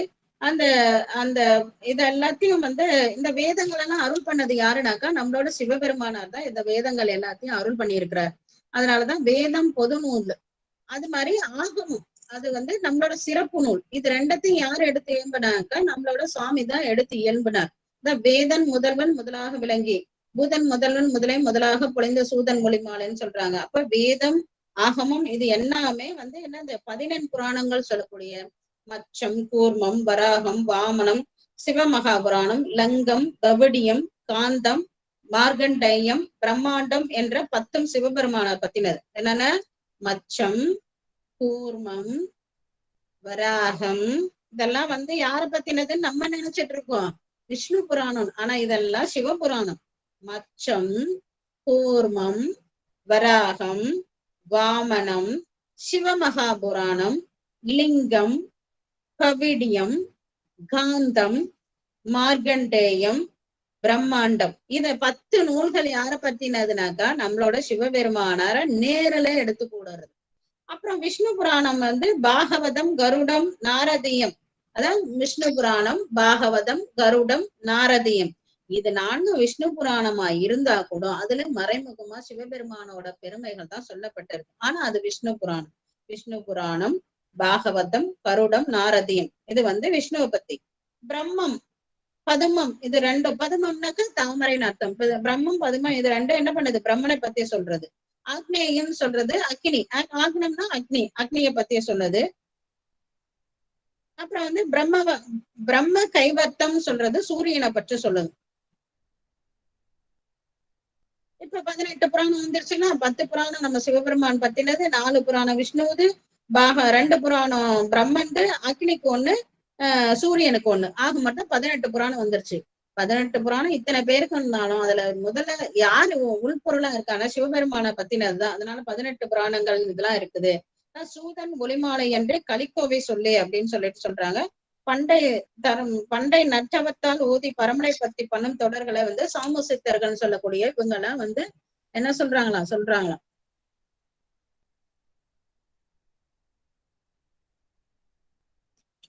அப்ப எத்தனை புராணங்கள் இருந்தாலும் அந்த புராணங்கள் இவங்களுக்குன்னு இருந்தாலும் வேதன் முதல்வன் சிவபெருமானார் தான் உன்னுரை பொருளா இருக்கிறாங்க. ஏதப்படமாய் உலகத்தில் ஏத்தல் செய்ய பூதன் முதலாக புனிந்த. இதெல்லாம் யார் சொன்னதுனாக்கா சூதன் ஒளிமாலைன்னு சொல்லிட்டு சூதமா முனிவர், அவர் தான் எல்லாத்தையும் எல்லாருக்கும் சொல்லுவார்.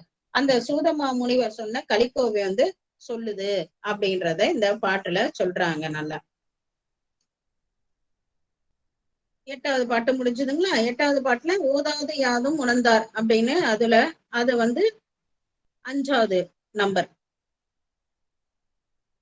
அடுத்தது பாராழி வட்டம் பகையால். இந்த பாட்டு நான் சொல்றது கொஞ்சம் கஷ்டமா தான் இருக்கு உங்களுக்கு புரிஞ்சுக்கிறதுக்கு.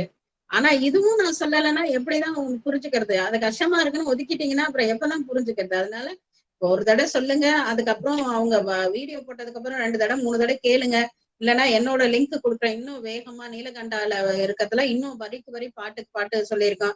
இதெல்லாம் கேட்டு கேட்டு ஓரளவுக்கு தெரிஞ்சுக்க முயற்சி பண்ணீங்க. கஷ்டமா இருக்குன்னு ஒதுக்கிடாதீங்க தயவு செய்து. பாராழி வட்டம் பகையால் ஆனந்தலிட்ட ஆடி பேராழி ஆனது இடர் கண்டருள் செய்தல் பேணி நீராழி விட்டேறி நெஞ்சிடம் கொண்டவருக்கு போராழி இந்த புகழும் புகழுத உற்றது அன்றே அப்படின்னு சொல்லிட்டு சொல்றாரு. என்னன்னாக்கா நம்ம இந்திரன் இருக்கா இல்லையா, இந்திரனுக்கு எப்பயுமே ஒரு இந்திரனுக்கு வந்து ரொம்ப அகந்த, அவருதான் சுகபோகி. எப்பயுமே போகத்துல இருக்கவங்களும் சட்டுன்னு ஒரு அகந்த வந்துரும் இல்லைங்களா. அப்ப வந்து என்ன பண்றாங்க, கைலாயத்துக்கு ஒரு நாள் போறார். போகும்போது கணங்கள் இருக்காங்களே, சாமியா இல்லாம பூதநாயகனா வந்து அவர் ஒரு சின்ன ஒரு கணநாதரா உருவம் கொண்டுட்டு அங்க வந்து அங்க வழியில உட்கார்ந்துருக்காரு. உட்கார்ந்த உடனே இவனுக்கு இந்திரனுக்கு போறவன் என்ன பண்ணும், சிவலோகத்துல இருக்க எல்லாருமே சிவனா நினைச்சுதானே வழிபாடு செய்யணும். கையில இருக்க இந்திர ஆயுதத்தை விட்டு அவர் மேல எரிஞ்சிட்டு வஜ்ராயுதம் தானே அவனோட ஆயுதம், அத வந்து எரிஞ்சிட்டு அப்படியே வந்து எரியிறான். எரிஞ்ச உடனே அந்த கணநாதர் அப்படியே ருத்ரனா வடிவம் கொண்டு அப்படியே கோபப்பட்ட மாதிரி நடிக்கிறார்.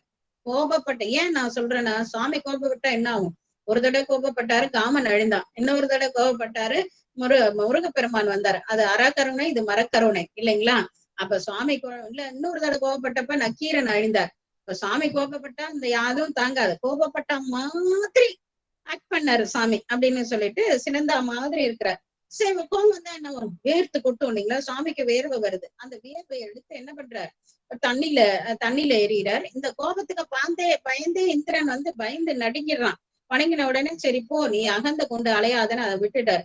இந்த தண்ணிய போட்டார் இல்லையா, அந்த வேர்வை தண்ணி, அது கடல்ல விழுந்த உடனே கடல் அரசன் எடுத்து அந்த தண்ணியை வந்து ஒரு குழந்தையாக்கி அந்த குழந்தைய வளர்க்குறான். சலந்தரன்னு பேரு, சலத்துல விழுந்ததால சலந்தரன்னு பேரு.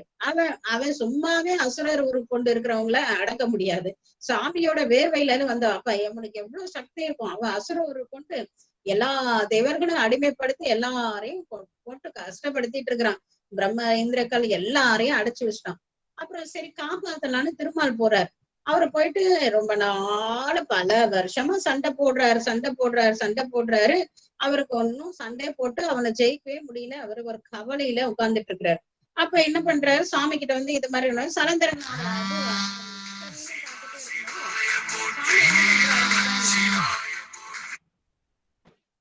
சாமி என்ன பண்றாருனாக்கா, இந்திரன் வந்து கேட்ட உடனே சரி உனக்கு அருள் பண்றேன்,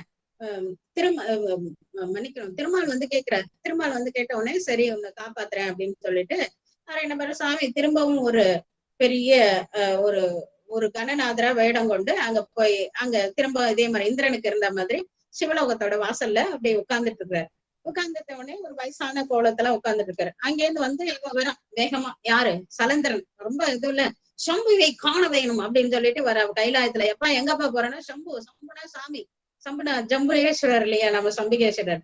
அப்ப நம்ம வந்து சம்புவை காண வேணும் அப்படின்னு சொல்லிட்டு ரொம்ப ஆணவம் வர்றான். சம்புவை காண முடியுமா ஆணவத்துல போன உடனே அவர் என்ன சொல்றாரு, எப்பா எனக்கு வயசாயிடுச்சு, நீங்க ஒரு சக்கரம் போடுறேன், அந்த சக்கரத்தை எடுத்து உன் தலைமையில வச்சுக்கிட்டீங்கன்னாக்கா நீ ஆற்றல் தான், நீ உள்ள போய் சிவபெருமானார பார்க்கலாம், முதல்ல என்ன வென்றுட்டு அங்க போ அப்படின்றாரு.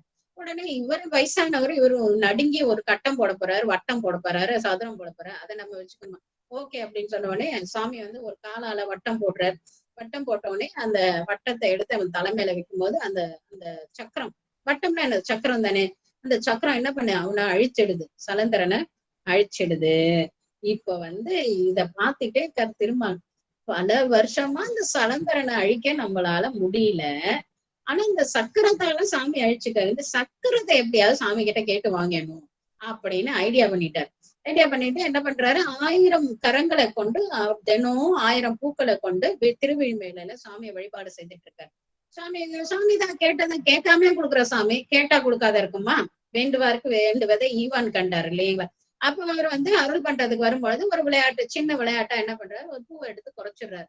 அப்ப அவரு தாமரை பூவும் குறைப்பாரு, கோவணத்தை மறைப்பாரு, ஓட்டை மறைப்பாரு. ஆனா ஆட்பாளருக்கு அருளும் வண்ணம் ஆதி மாண்பும் கேட்பான் அவை கிழக்க வேண்டாம். நம்ம வந்து இதை கலந்துட்டு இருக்க கூடாதுன்றது இதுதான். ஒரு பூவை குறைச்சிட்டோன்னே இவருக்குதான் 900 ஒன்னொன்னா எடுத்து போட்டுருந்தா கூட தெரியாது. 999 கையில பூ இருக்கு, ஒரு கையில பூ இல்ல. உடனே ஒரு பூ குறைஞ்சது தெரிஞ்சிடுச்சு திருமாலுக்கு. அவர் பாக்குற சட்டன்னு கண்ணு அவரோட கண்ணு வந்து அவ்வளவு அழகா இருக்கும். தாமரை கண்ணன்னு அவருக்கு ஒரு பேர் உண்டு. ஆனா என் கண்ணு இருக்கு தாமரை பூ மாதிரி, நான் அந்த கண்ணை தூக்கி சாமிக்கு போட்டு உடனே சாமி அருள் பண்ணிடுறாரு. போடுறதுக்கு முன்னாடி சாமி வந்துடுறாரு. வந்த உடனே என்ன வேணும்னு கேட்கும்போது அப்பதான் வந்து என்ன சொல்றாரு, சாமி இந்த சக்கரை வந்தீங்களே அந்த சக்கரத்தை தந்தவன் பெரிய சலந்தரன் உடல் தடிந்த அச்சக்கரம் எனக்கு அருள் என்று வழிபட்டு இழுச்சிய விமான திரையன்னு திருவிழிமலையில சொல்றாரு. நம்மளோட தேவாரத்துல பிள்ளை பெருமானார் சொல்றாங்க. அதாவது நத்தவன் பெரிய சலந்தரன் உடல் தணிந்த, அந்த பெரிய இருக்கிறதுலயே சக்தி பெற்றவன்னு சலந்தரன் சொல்லிட்டு இருக்காங்கன்னா அவனே உடலை தடித்ததுல அந்த சக்கரம் வேணும் சாமி அப்படின்னு கேட்டாராம். சக்கரம் எனக்கு அருள் என்று அரினா திருமால் வழிபட்டு இழுச்சி அப்படி அந்த அந்த மாதிரி கோயிலை கொண்டு வந்த கோயில் அப்படின்னு சொல்லிட்டு பாடுறாரு. அது மாதிரி நம்மளோட நேரிசையில கூட சொல்லுவாங்க, நீச்சினை நிறைய பூசி நித்தலும் 1000 பூ கொண்டு வேற்றுழி ஒரு நாள் ஒன்று உரைய கண்ணிழைய வீட்ட ஆற்றலு காழி நல்கி அவன் கொணந்து இழுச்சும் கோயில் வீற்றிருந்தளித்தார் வீழி மிளையுள் விகிதனாரே அப்படின்னு சொல்லிட்டு சொல்றாரு. அந்த கதையை அப்படியே கொண்டு வந்து சொல்றாரு. நம்பிகள் கூட சொல்றாங்க திருத்தாண்டகத்துல அந்த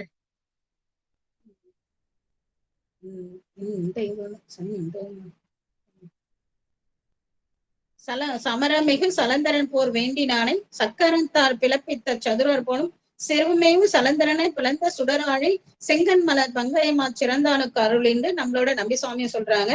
அப்புறம் நம்ம இவங்க எல்லாருக்கும் ரொம்ப தெரிஞ்சது, சலமுடைய சலந்தரந்தன் உடல் தடிந்த நல்லாழி நலமுடைய நாரணர் கன்று அருளியவாறு என்னேடி நலமுடைய நாரண கன்று அனயனமிடந்து அரணடிக்கே அலர்னா பூவா கொடுத்தார். அலராக இடையாழி அருளி நன்கான் சாழலும் அப்படின்னு நம்மளோட நால்வரும் அதுல பாடியிருக்காங்க.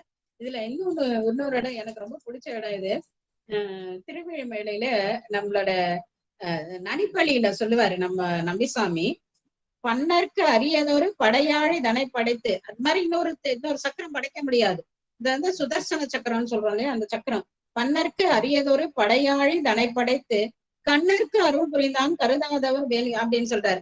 பன்னற்கான பண்ணவே முடியாத ஒரு சக்கரத்தை படைச்சு சாமி அதை வச்சுக்கலையா, அத கண்ணர்ன்னு சொல்லக்கூடிய கண் அப்பின கண்ணருக்கு அருள் புரிந்தாரு அப்படின்னு சொல்லிட்டு ரொம்ப அழகா சொல்றாங்க.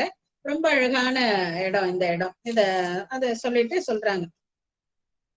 அதாவது அந்த பாராழி விட்டு பாராழி வட்டம் பகையால் அழிந்து ஆட்டவாடி பேராழி ஆனது இட கண்டு அருள். பேராழினா பெரிய கஷ்டத்துல இருந்த திருமாலுக்கு கண்டு அருள் செய்த பேணி நீராழி விட்டு நீர்ல இருந்து வந்த நெஞ்சிடம் கொண்டவருக்கு, நீராழினாக்க பார்க்கடல்ல இருக்கிறது நெஞ்சிலே சிவபெருமான ஆரூர் பெருமான வைத்திருந்து கொண்டக்கூடிய திருமாலுக்கு போர் செய்யக்கூடிய அந்த ஆழின்னு சொல்லக்கூடிய சக்கரத்தை இருந்தது. புகழ் இதெல்லாம் புகழ் கிடையாது, அருள் தான் அப்படின்னு சொல்லிட்டு ரொம்ப அழகா சொல்றாங்க.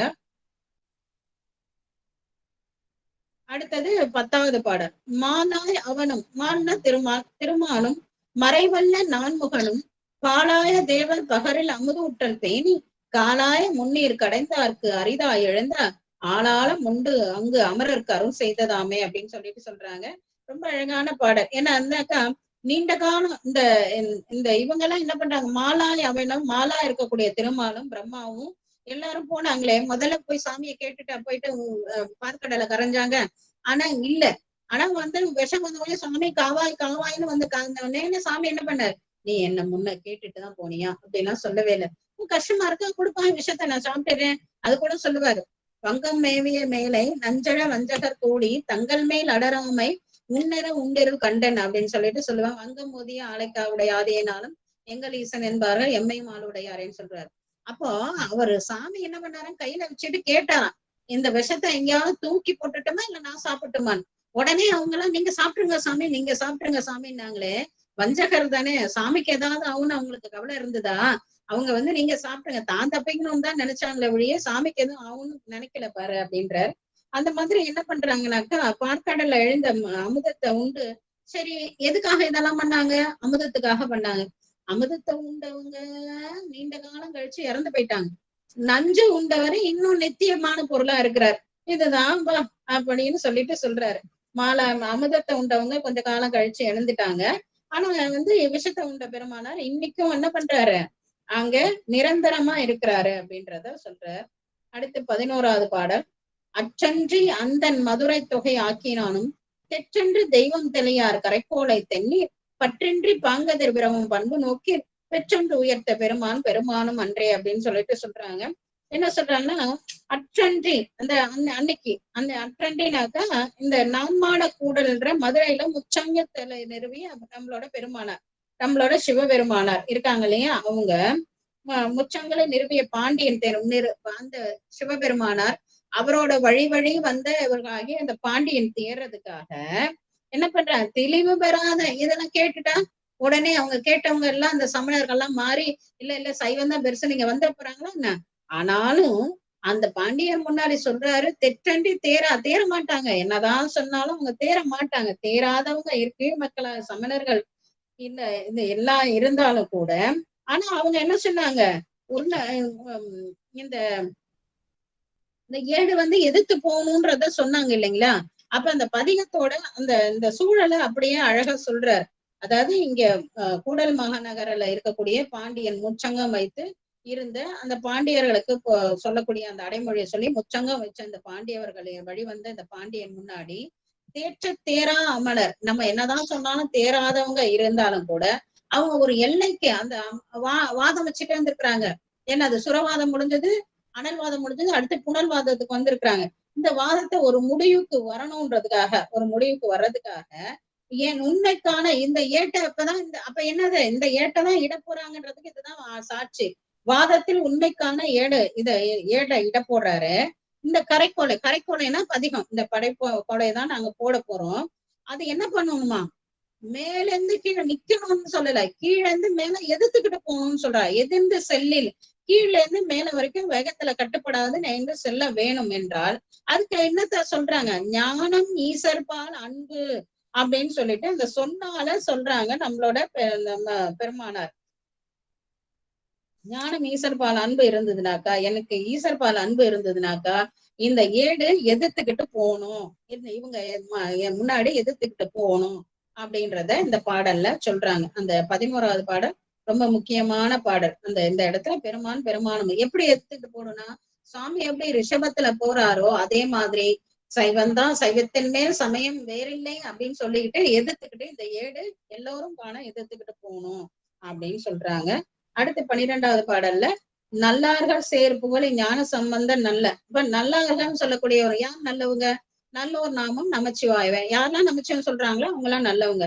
அவங்க எல்லாம் இருக்கக்கூடிய புகழின்ற ஊர்ல இருக்கக்கூடிய ஞான சம்பந்தன் ஆகிய நான் நல்ல எல்லார்களும் பரமேசன எல்லாரும் வணங்கக்கூடிய பெருமானாரை ஏத்து பாடல், அவரை புகழ்ந்து பாடக்கூடிய அந்த பாடலை பல்லார்களும் மதிக்க எல்லாரும் மதிக்க இந்த பாசுரமான சொல்ல 10 யாரெல்லாம் பாடுறாங்களோ அவங்களாம் உலகத்துல அவரை உலகளவும் வல்லரே அப்படின்னு சொல்லி வானோர் உலகு இந்த தேவலோகத்தையும் மேல போய் சிவலோகத்தையும் ஆள வல்லவங்க அப்படின்னு இந்த பாட்டுக்கு பதிகத்துக்கு பதிகத்துக்கு ஒரு நிறைவுபடுத்தி கொடுக்குறாங்க. இந்த பதிகத்துல இங்க எப்படி இவங்க கொடுக்குறாங்க, நம்மளோட தெய்வ சேக்கிழ பெருமான் எப்படி நிறைவுபடுத்துறாங்கன்னு பார்க்கலாம். இப்போ எது வரைக்கும் உங்களுக்கு சொன்னேன், 5வது இது வரைக்கும் சொன்னேன் இல்லைங்களா. ஆமாங்க, 5 வரைக்கும் சொல்லிருக்கீங்க. 837 5வது சொல்லியிருக்கேன் இல்லைங்களா. 838ல கொள்கை மேலோர்னு சொல்றாரு பாருங்க, அது 6. அதுல அதுக்கு அடுத்த பாட்டு 839ல பெரிதும் சொல்ல கேட்டனும் என்றனர் பிள்ளையார் தான் சொல்றாரு, அது 7.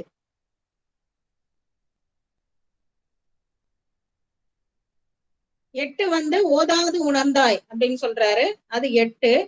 9 மேமுற்ற சீர் உற்றது என்றனர் வேதவாயர். அடுத்தடுத்த பாடல்ல 4வது வரியில வரும்.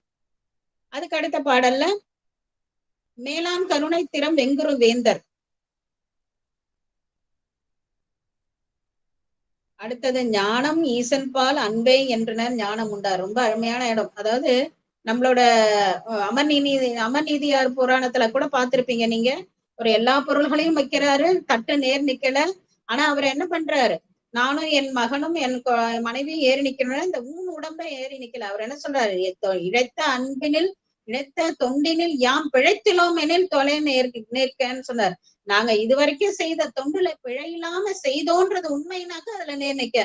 அப்ப அங்க அவர் எல்லாரும் சொல்ற மாதிரி மனைவி குழந்தைங்களையும் தன்னையும் நிக்க வைக்கல, அவரோட தொண்டை தான் வைக்கிறார். தண்டியடிகள் என்ன சொல்றாரு, நான் அங்க இந்த தொண்டுல பிழைக்கலன்னா என் கண் பெற்று சமணர்கள் கண் இழக்க அப்படின்னு சொல்றாரு. அப்ப அங்க தொண்டை தான் வைக்கிறாங்களே ஒழிய வேற எதுவும் வைக்கல. அதே மாதிரி இங்க என்ன சொல்றாரு, மண்ணின் பூம்பாவை எழுப்பும் போது மண்ணினில் பிறந்தார் பெரும்பயன் மதிசூடும் அன்னலார் அடியார் தம்மை அமுது செய்வித்தல் கண்ணினால் அவர் நல்விழா பொழிவு கண்டாறுதல் உண்மையான் முனையில் உலகமல் வருகை என உரைத்தாள்.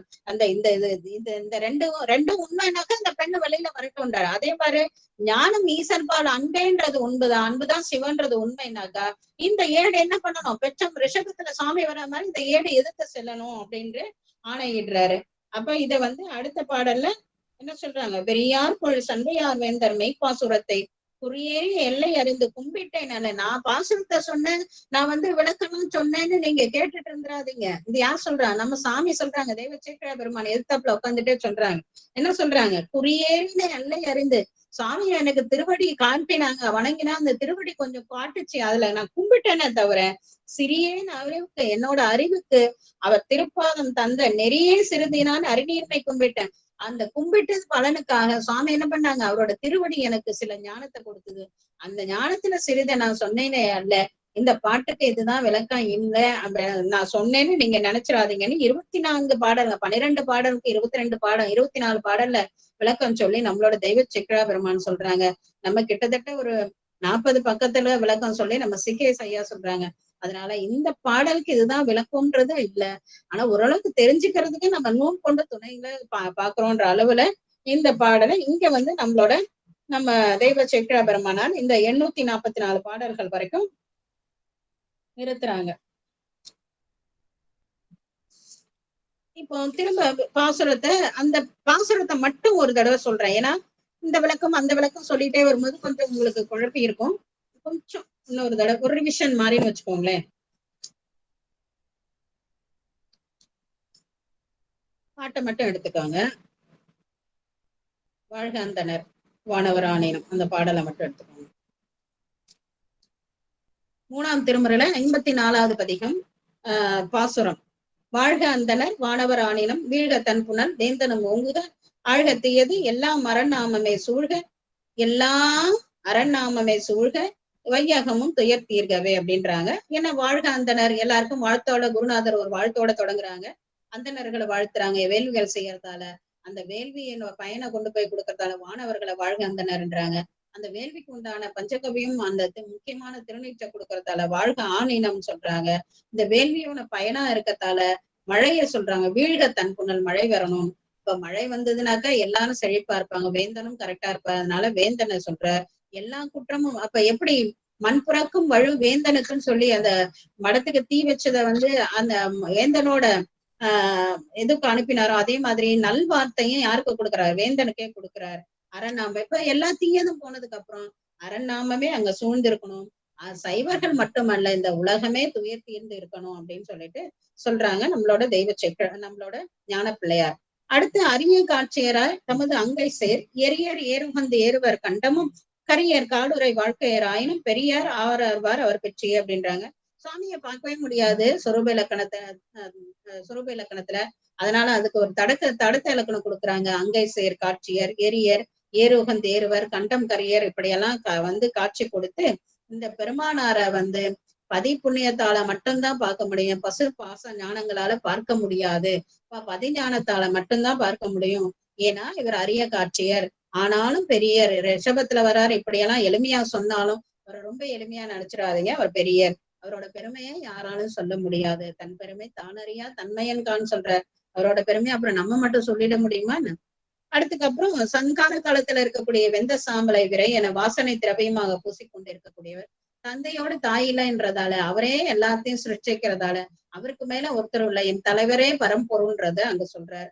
சிந்தியா இது மாதிரி அகப்பூசையில யாரெல்லாம் நினைக்கிறாங்களோ அவங்களோட வினையை தீர்ப்பார். வினைன்றது என்னது, மலங்கள். அந்த மனத்தின் காரணமாதான் நமக்கு பிறவி வருது, அதனால அந்த மூல மலங்களை அறுத்துருவார் சுவாமி அவர் அப்படின்னு சொல்லிட்டு சொல்றார். அகப்பூசைய சொல்றார்.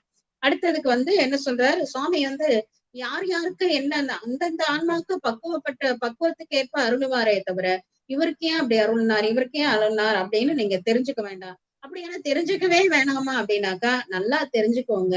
யார் சொல்றாங்களோ அவங்களோட திருவடியில உங்களோட தலைய வச்சு அவங்க சொல்லக்கூடிய கருத்துக்களை உள்வாங்கி நீங்க தெரிஞ்சுக்கோங்க. ஆனா அந்த ஆராய்ச்சியிலே போனா ஆராய்ச்சியிலதான் மனம் போகுமே ஒழிய அருள் பெற முடியாது. அதனால என்னன்றத தெரிஞ்சுக்கோங்க கண்டிப்பா. ஆனா அத என்ன பண்ண ஆராய்ச்சி அளவில போய் அதுலயே மூழ்கி இருந்துட்டாக்கா அருள் கிடைக்காது அப்படின்றத சொல்றாங்க நம்மளோட ஞான பிள்ளையார்.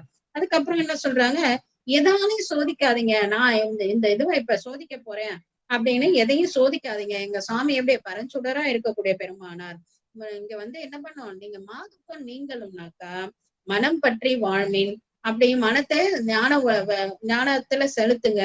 சுவாமியை ஞானத்துல செலுத்தும் போது உங்க ஞான வாழ்க்கை கிடைக்கும். அந்த ஞான வாழ்க்கையில இருக்கும்பொழுது உங்களுக்கு ஒரு பேர் கொடுக்குறார், சாதுக்கள்னு பேர் கொடுத்த இந்த சாதுக்களான நீங்கெல்லாம் இறைவனை சார்ந்து வாழுங்க அப்படிங்கிறாங்க. அடுத்தது 6வது பாடல். ஆடும் இனமும் அருங்குற்றம் உதைத்து வேதம் பாடும் எனவும் சுவாமி ஆடுறார், வேதம் பாடுறார், யமனை உதைத்தார். இதெல்லாம் நம்மளோட பாவத்தெல்லாம் அறுக்கிறதுக்காக கேடும் பிறப்பும் அறுக்கிறார். இதெல்லாம் கேட்டீங்கன்னாக்கா இதெல்லாம் அவரோட பெருமை கிடையாது. இதெல்லாம் என்னது, அவரோட அருள் செயல்கள் தான், மற்றபடி பெருமைகள் இல்லை அப்படின்னு சொல்லிட்டு சொல்றாங்க. அடுத்து நம்மளோட சண்டேச நாயனார் புராணத்தை அழகா சொல்றாங்க. சுவாமி நல்ல அழகான பாலை மலர் கொண்டு சுவாமிக்கு சூட்டி பாலால ஆட்டும் பொழுது அவரோட தந்தையார் செய்யக்கூடாத அடாத செயல் செய்த பொழுது அவரை காலை வெட்டிட, அப்ப சுவாமி தானே நானே உனக்கு தந்தைன்னு அருள் சொன்னார். இத நம்மளோட புராணங்கள் சொல்ல கேட்டு இருக்கோம். அதனால சுவாமியா அன்பு கொண்டு வணங்குங்கன்றாங்க. வேத முதல்வன் முதலாகி வையம் ஏதப்படாமை உலகர் ஏத்தல் செய்ய பூதன் முதலை. சுவாமி எத்தனை கலிக்கோவைகள் இருக்குதுன்னு சொல்லிட்டு சொன்னாங்க. அத்தனை 18 புராணங்கள் இருந்தாலும் சிவமகா புராணம் சொல்லக்கூடிய அந்த 18 சிவபுராணம் சொல்லக்கூடிய 10 புராணம் அச்சம், கூர்மம், வராகம், வாமனம், சிவமகா புராணம், லிங்கம், பவிடியம், காந்தம், மார்க்கண்டேயம், பிரம்மாண்டம் சொல்லக்கூடிய சிவபுராணங்கள் 10 இருந்து விஷ்ணு புராணம் 4 ஆகிய பாகவதம், கருடம், நாரதியம், விட்டு புராணம், பிரம்ம புராணம் பிரம்மம் பதுமம் 2 இருக்கு, அக்னி புராணம் 1, அப்புறம் சூரிய புராணம் 1. இத்தனை 18 புராணங்களும் சொன்னாலும் கூட என்னது சுவாமியே இதுல விஷ்ணு புராணம் நீங்க மச்சம் குர்மத்தெல்லாம் போனீங்கன்னாக்கா அதுல சுவாமி தான் கடைசியா அருள் பண்ணுவார். அதனால அவருதான் முதல்வனா இருப்பாரு ஒழிய வேற யாரும் இல்லைன்றத இந்த சுபுத முனிவர் சொல்லியிருக்க கலிக்கோவைன்ற நூல்ல இருக்கு அப்படின்னு சொல்லிட்டு சொல்றாங்க. அடுத்து பாராழி வட்டம் சலந்தரன் சலந்தரனை அடிக்கக்கூடிய அந்த சக்கரத்தை சுவாமி வேண்டும் திருமால் வேண்ட அதுல 1000 பூவுல ஒரு குறைய தன்னோட கண்ணையே பூவா எடுத்து வழிபாடு செய்த நம்மளோட திருமாலுக்கு சக்கரம் கொடுத்த பெருமை புகழ் கிடையாது, அவரோட அருள் தானே ஒழிய புகழ் இல்லை அப்படின்றாங்க. அப்புறம் திருமாலும் பிரம்மாவும் அந்த எல்லாரும் சேர்ந்து இது பார்க்கடலை கடையில அதுல அந்த விஷத்தை அருந்தின பெருமானார் நித்தியமா இருக்கிறார். ஆனா அந்த அமுதத்தை சாப்பிட்டவங்க காலாந்தரத்துல இறந்து பட்டாங்க அப்படின்னு சொல்லிட்டு அமரருக்கு இது எல்லாமே அமரருக்கு அருள் செய்தது தானே ஒழிய இதுவும் பெருமை அல்ல அப்படின்னு சொல்றாரு. அதுக்கப்புறம் இந்த புராணத்துக்கு முக்கியமான அந்த ஆதார செய்தியை சொல்றாரு. அற்றண்டி முன்னாடி பாண்டிய சங்கம் வச்சு தமிழாராய்ந்த பாண்டிய மன்னனோட அவனோட இதுல தெற்றென்று தெய்வம் இவர் தான் சாமின்னு சொன்னாலும் தெரியாத இந்த சபை முன்னாடி இந்த மன்னனுக்கு வைகை மண்டபமே தீட்சா மண்டபமாக அவனே பாண்டிய மன்னனை பக்குவம் பெற்ற ஞானாசிரியராக பக்குவம் பெற்ற மாணவனாகவும் ஞானாசிரியராக நம்ம ஞான பிள்ளையாரும் இருந்து இந்த இது சொன்னாலும் கூட சொல்லக்கூடிய இடத்துல இந்த ஏட்டை விடும் பொழுது இந்த ஏடு எப்படி பெற்றொன்று ஏற்ற பெருமான் எப்படி ரிஷபத்துல ஏறி வர சாமி போற மாதிரி பெருமானே உயர்ந்தவர் பரஞ்சோதி பெருமானே தலைவர்னு சொல்லிட்டு இந்த ஆத்துல போடும்போது இது எப்படி போகணுமா நேர் எதிர்ந்து கிழந்து போகணும் அப்படின்னு சொல்லி ஆணையிட்டு போடுறாங்க. அடுத்தது இந்த பாடலை பாடினவங்களுக்கு எப்படி இந்த பாசுரம் ஆகிய அந்த சிவஞான நூற்பாவ இதை சொன்னவங்க வானோர் ஆளகம் அல்ல வானோருக்கும் தலைவரா இருந்து ஆழ்வாங்க அப்படின்ற கருத்தோட சொல்றாங்க. இதுக்கு அடுத்த பாடல்ல நம்மளோட தெய்வ சக்கர பெருமான் என்ன சொல்றாங்க, நான் கும்பிட்டேன்னு இதுக்கு நான் விளக்கம் சொல்லல அப்படின்னு சொல்லிட்டு சொல்றாங்க. இதோட நம்ம இந்த நம்ம இந்த பாசுரம் சொன்ன வரைக்கும் நம்ம இன்றைய வகுப்பை நிறைவுபடுத்துறோம். ஏட்டை போட்டது எப்படி, ஏடு என்ன ஆச்சு, ஏட்டுக்கு அப்புறம் எப்படிலாம் எடுத்தாங்கன்றத அடுத்த வகுப்புல தொடர்ந்து சிந்திக்கலாம்னு சொல்லி இன்றைக்கு நம்மளோட தெய்வ சக்ரா பெருமானாரையும் நம் ஞான பிள்ளையாரையும் அங்கே கன்னியம்மையோட சுகேச பெருமானாரையும் வணங்கி இந்த பகுதியை நிறைவுபடுத்துறோம். இதுல எதுவும் சந்தேகங்கள்லாம் கொஞ்சம் கேட்டுட்டு அடுத்த பகுதியில தொடர்ந்து நமக்கு சிந்திக்கலாம். திருச்சிற்றம்பலம், திருச்சிற்றம்பலம், திருச்சிற்றம்பலம். சிவாய நம. மிக அருமை அருமை அருமை. ரொம்ப சிறப்பான கருத்தெல்லாம் எடுத்து கொடுத்தீங்க. இந்த பாசுரன்றது 12 பாடலுக்கு ரொம்ப அழகா விளக்கம் கொடுத்தீங்க. ஆனா நாங்க இதுல பாக்குறதா, புக்ல பாக்குறதா, பெரிய புராணத்துல பாக்குறதான்னு இருக்குது உண்மையிலே. இருந்தாலும் நீங்க அந்த சொன்னீங்கல்லம்மா, அந்த கோடு போட சொன்னீங்க இல்லையா, அந்த கோடு போடுறது மறுபடியும் ஒரு தடவை சொல்ல முடியுமா? சொல்லுவேன். மறுபடியும் முதல்ல இருந்தே சொல்லுங்க. ஏடு எடுத்த அப்புறம் அந்த இது திருப்பி அடுத்த வகுப்புல சொல்லு. ஒருவேளை இன்னைக்கு வந்தவங்க அன்னைக்கு வரலன்னா விட்டு போகுமோ? பரவாயில்ல. அதனால ஒண்ணு தப்பு, அடுத்த வகுப்போட சொல்லலாம். அதை நாங்க கடை அண்டர்லைன் பண்ணோம், தப்பா இருக்குமோ என்னன்னு ஒரு பயம் சொல்லி அதை ஏன் அந்த அண்டர்லைன் பண்ண சொன்னேன். அதுக்கு இன்னும் கொஞ்சம் புராணம் பாக்கி இருக்கு. சரிங்கம்மா, ரொம்ப சிறப்பு. அண்டர்லைன் பண்ணி எடுத்த உடனே நான் அதை சொல்லிடுவேன். சரிங்க, ரொம்ப சிறப்பா சொன்னீங்க.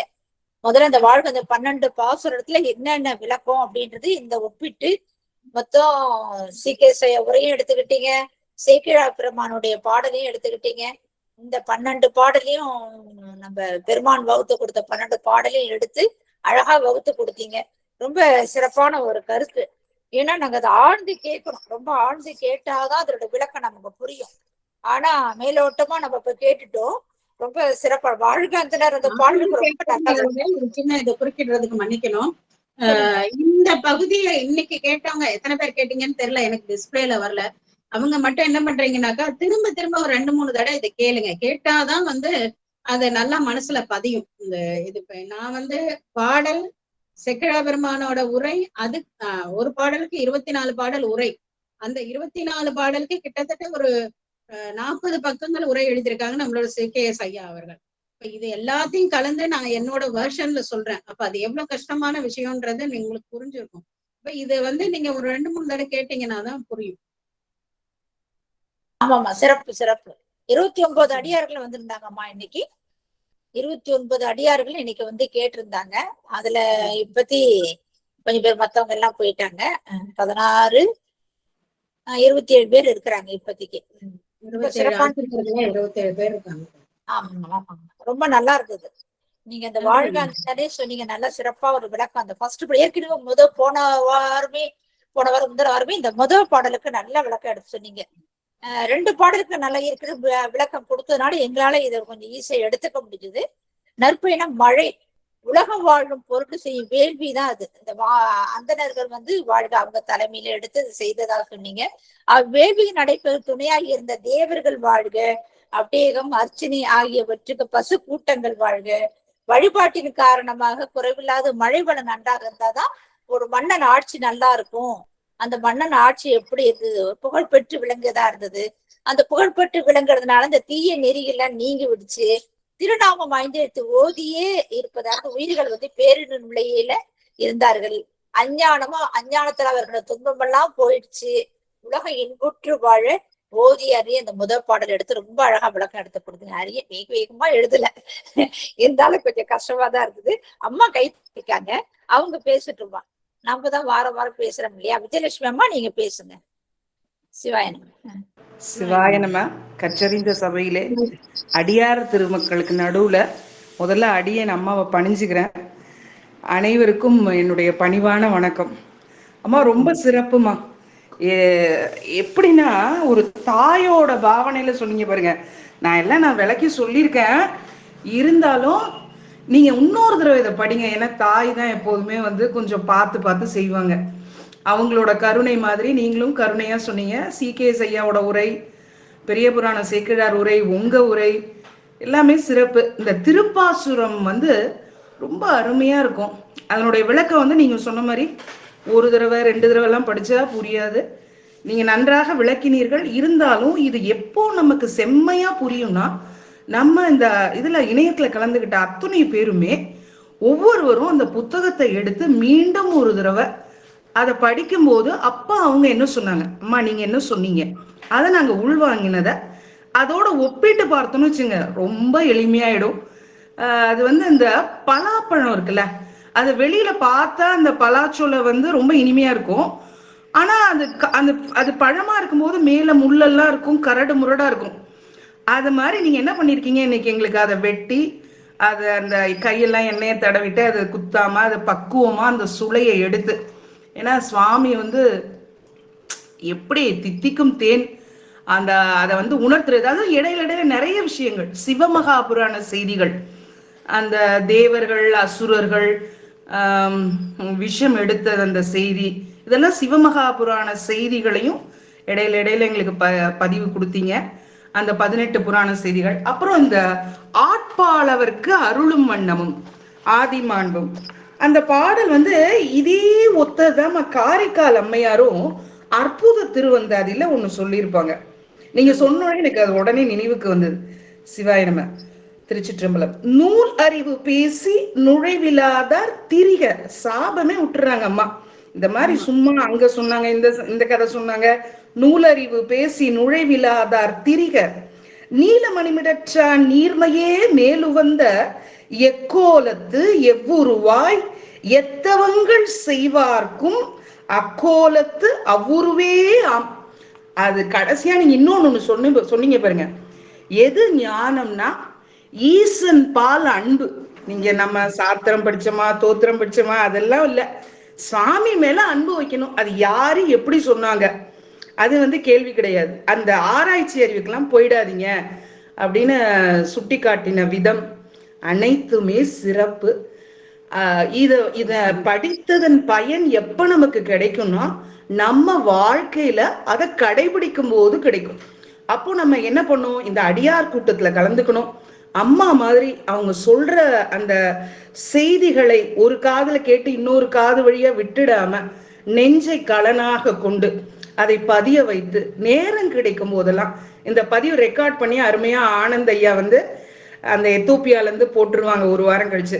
எப்பப்பெல்லாம் நேரம் கிடைக்குதோ அப்ப அந்த ரெக்கார்டிங்கை நீங்க ஆன் பண்ணிட்டீங்கனாலே உங்களுக்கு வாத்தியார் வீட்டுக்குள்ளேயே வந்துட்டாங்க.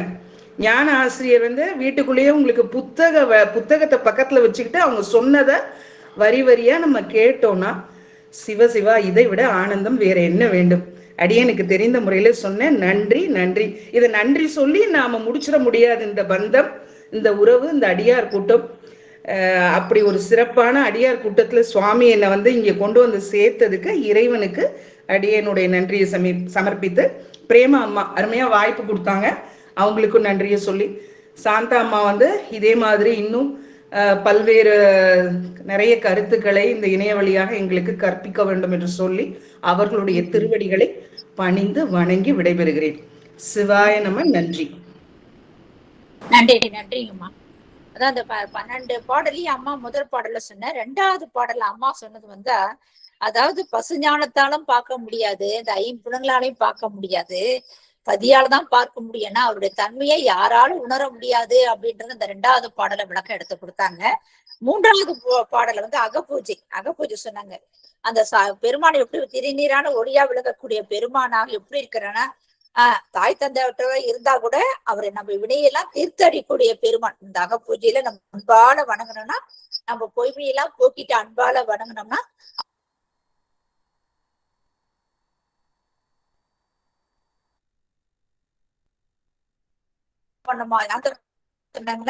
அந்த தீய வினையெல்லாம் நம்ம விட்டு போயிடும். அந்த பாடல்ல வந்து 4வது பாடல்ல அது வணங்கி நம்ம வழிபாட்டு அந்த தீ வினைகள் எல்லாம் போயிடும் அப்படின்ற சொன்னாங்க.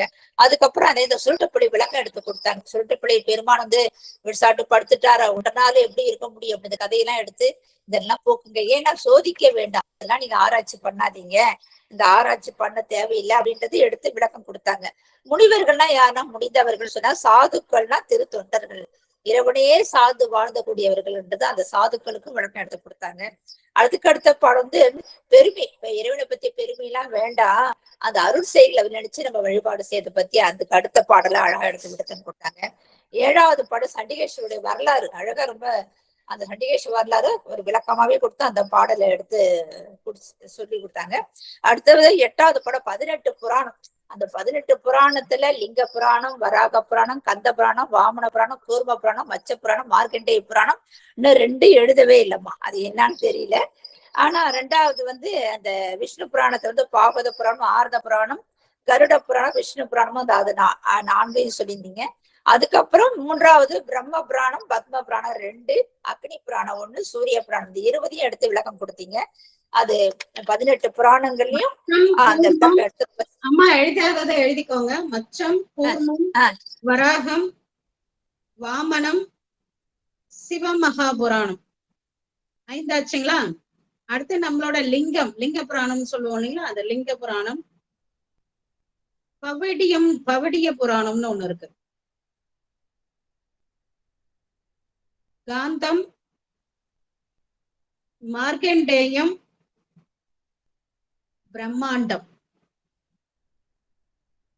லிங்கம், பவடியம், காந்தம், மார்க்கண்டேயம், பிரம்மாண்டம். லிங்கம், பவடியம், காந்தம், மார்க்கண்டேயம், பிரம்மாண்டம் 5. மச்சம், கூர்மம், வராகம், வாமனம், சிவமகாபுராணம் 5. 10 புராணம்.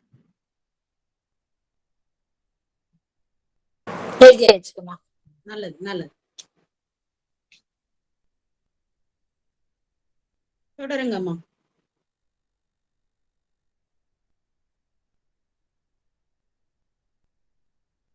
அம்மா மியூட் எடுத்துட்டு பேசுங்க. அந்த சலந்தருடைய வரலாறு எடுத்து ரொம்ப அழகா சொன்னாங்க. ஏன்னா சந்திரன் ஜலத்திலிருந்து தோன்றக்கூடிய ஒரு அசுரர் தான் அவரு. அது சிவபெருமான் யாராலும் வெல்ல முடியாத அந்த வரத்தெல்லாம் பெறாரு. அதனாலதான் இந்திரனை வெல்றாரு. எல்லாத்தையும் விட்டு அந்த கதையை ரொம்ப அழகா எடுத்து சொன்னீங்க. அந்த கதையை முடிச்சு திருவிழுமலையுடைய அந்த பெருமானை எப்படி அந்த சக்கராயத்தை பெறணும்ன்றத அந்த விளக்கமும் எடுத்து ரொம்ப சிறப்பா சொன்னீங்கம்மா. அடுத்தது அதான் 9வது பாடல். அந்த சக்கர படை பெறது நம்ம 9வது பாடல்ல திருவிழுமலையோட விளக்கம் எடுத்து கொடுத்தீங்க. 10வது பாடல்ல அந்த அமுதம் பெற்றாங்க இல்லையா, பார்க்கடலை கடந்த அமுதத்தை பெற்றவர் பெருமான் எப்படி வாங்கி அந்த அருந்தனார்ன்றத அந்த பாடல விளக்கம் எடுத்து கொடுத்தீங்க. 11வது பாடல்ல முழுமுதற் கடவுள் பெருமான் தான் அந்த வைகாட்டுல அவரே நினைச்சு அதை விட்டாங்க. அந்த ஏடானது விட்டது. அந்த அவர் பெருமானே நினைத்து நாமளும் அது மாதிரிதான் அந்த கேட்கறதோட மட்டும் இல்லாம எல்லாமே நானே செய்யறேன் அந்த ஆணவத்தெல்லாம் விடணும். இதுல இருந்து ஆழ்ந்த பொருள் நம்ம எடுத்துக்கணும். எல்லாமே ஆழ்ந்த கருத்தெல்லாம் எடுத்துக்கணும். மேலோட்டமா பார்க்க கூடாது. உண்மையான அந்த உட்பொருளையும் நம்ம எடுத்துக்கணும். இதெல்லாம் நமக்கு சொல்லப்பட்ட ஒரு வரலாறு தான். எல்லாம் எம்பெருமான் வகுத்து கொடுத்தது அப்படின்னு நினைச்சு அந்த ஏடு விட்டாங்க. அது உண்மையிலே அப்படி எதிர்த்து வந்ததா அந்த வரலாற்று சிறப்பும் எடுத்து சொன்னீங்க. அதுக்கு அடுத்தது இந்த 12வது பாடல் மெய்ய அன்பு. அந்த மெய்ய அன்பல நம்ம ஞானசம் எல்லா பரவலும் ஏத்தும் பாடல். இந்த பாடெல்லாம் நீங்க படிச்சுனீங்க என்ன சிறப்பு அப்படின்னு சொல்லி அந்த சேக்கிரா சுவாமிகளே அந்த வாக்கியம் அதை எடுத்து அந்த பாடலை அருள் செய்திருக்கிறாரு. CKS உரையும் சொல்லியிருக்கீங்க. திருஞான சம்பந்தருடைய அந்த பாடலையும் எடுத்து கொடுத்திருக்கீங்க 3ஆம் திருமுறையில. உங்களோட உரையாலே இந்த 12 பாடலையும் கேட்டோம். ஆனா நாங்க மறுபடியும் இது எடுத்து கேட்டாதான் எங்களுக்கு முழுமையா கிடைக்கும்னு அதையும் சொன்னீங்க. நாங்களும் அதை கடைபிடிக்கிறோமா. சிவாய நம்ம இந்த மீண்டும் நம்ம இதெல்லாம் உணர்ந்து எல்லாருமே இதை எடுத்து மறுபடியும் ஏன்னா இது ரொம்ப ஆழ்ந்த அடுத்த நிலைக்கு போகக்கூடிய அந்த ஒரு பாட்டுன்னு சொல்லிட்டாங்க அம்மா. அதனால இதெல்லாம் எடுத்து பாதுகாப்பா நீங்க எழுதி வச்சுக்கோங்க. அடியார்கள் அனைவருக்கும் நன்றிகளை தெரிவித்துக் கொள்கிறேன். நம்ம வாழ்த்து பாடல் பாடி முடிச்சுட்டுமா மற்ற அடியாருக்கு எல்லா அடியார்களுக்கும் வாய்ப்பு விட்டு நீங்க பேசலாம். வான்மிகில் வாழாது பெய்க மலிவன் சுரக்க மன்னன் போன்முறை அரசு செய்க குறைவிலாது உயிர்கள் வாழ்க நான்கை அறங்கள் ஓங்க நல்தவம் வேள்வி மல்க மேன்மை கொள் சைவ நீதி விளங்குக உலகமெல்லாம் மேன்மை கொள் சைவ நீதி விளங்குக உலகமெல்லாம் ஆறிரு தடந்தோர் வாழ்க அருமுகம் வாழ்க வேற்பை ஊறு செய் தனிவேல் வாழ்க குக்குடம் வாழ்க செவ்வேல் ஏரிய மஞ்சை வாழ்க யானை தன் அணங்கு வாழ்க மாறிலா வள்ளி வாழ்க வாழ்க சீரடியார் எல்லாம் மாறிலா வள்ளி வாழ்க வாழ்க சீரடியார் எல்லாம் வாழ்க சீரடியார் எல்லாம். அனைத்து அடியார் திருப்பதி தாமர்களை சென்னிமையை சுற்றி வணங்குகிறேன். சிவாய நம. அம்மாவுக்கு மீண்டும் நன்றிகளை தெரிவித்து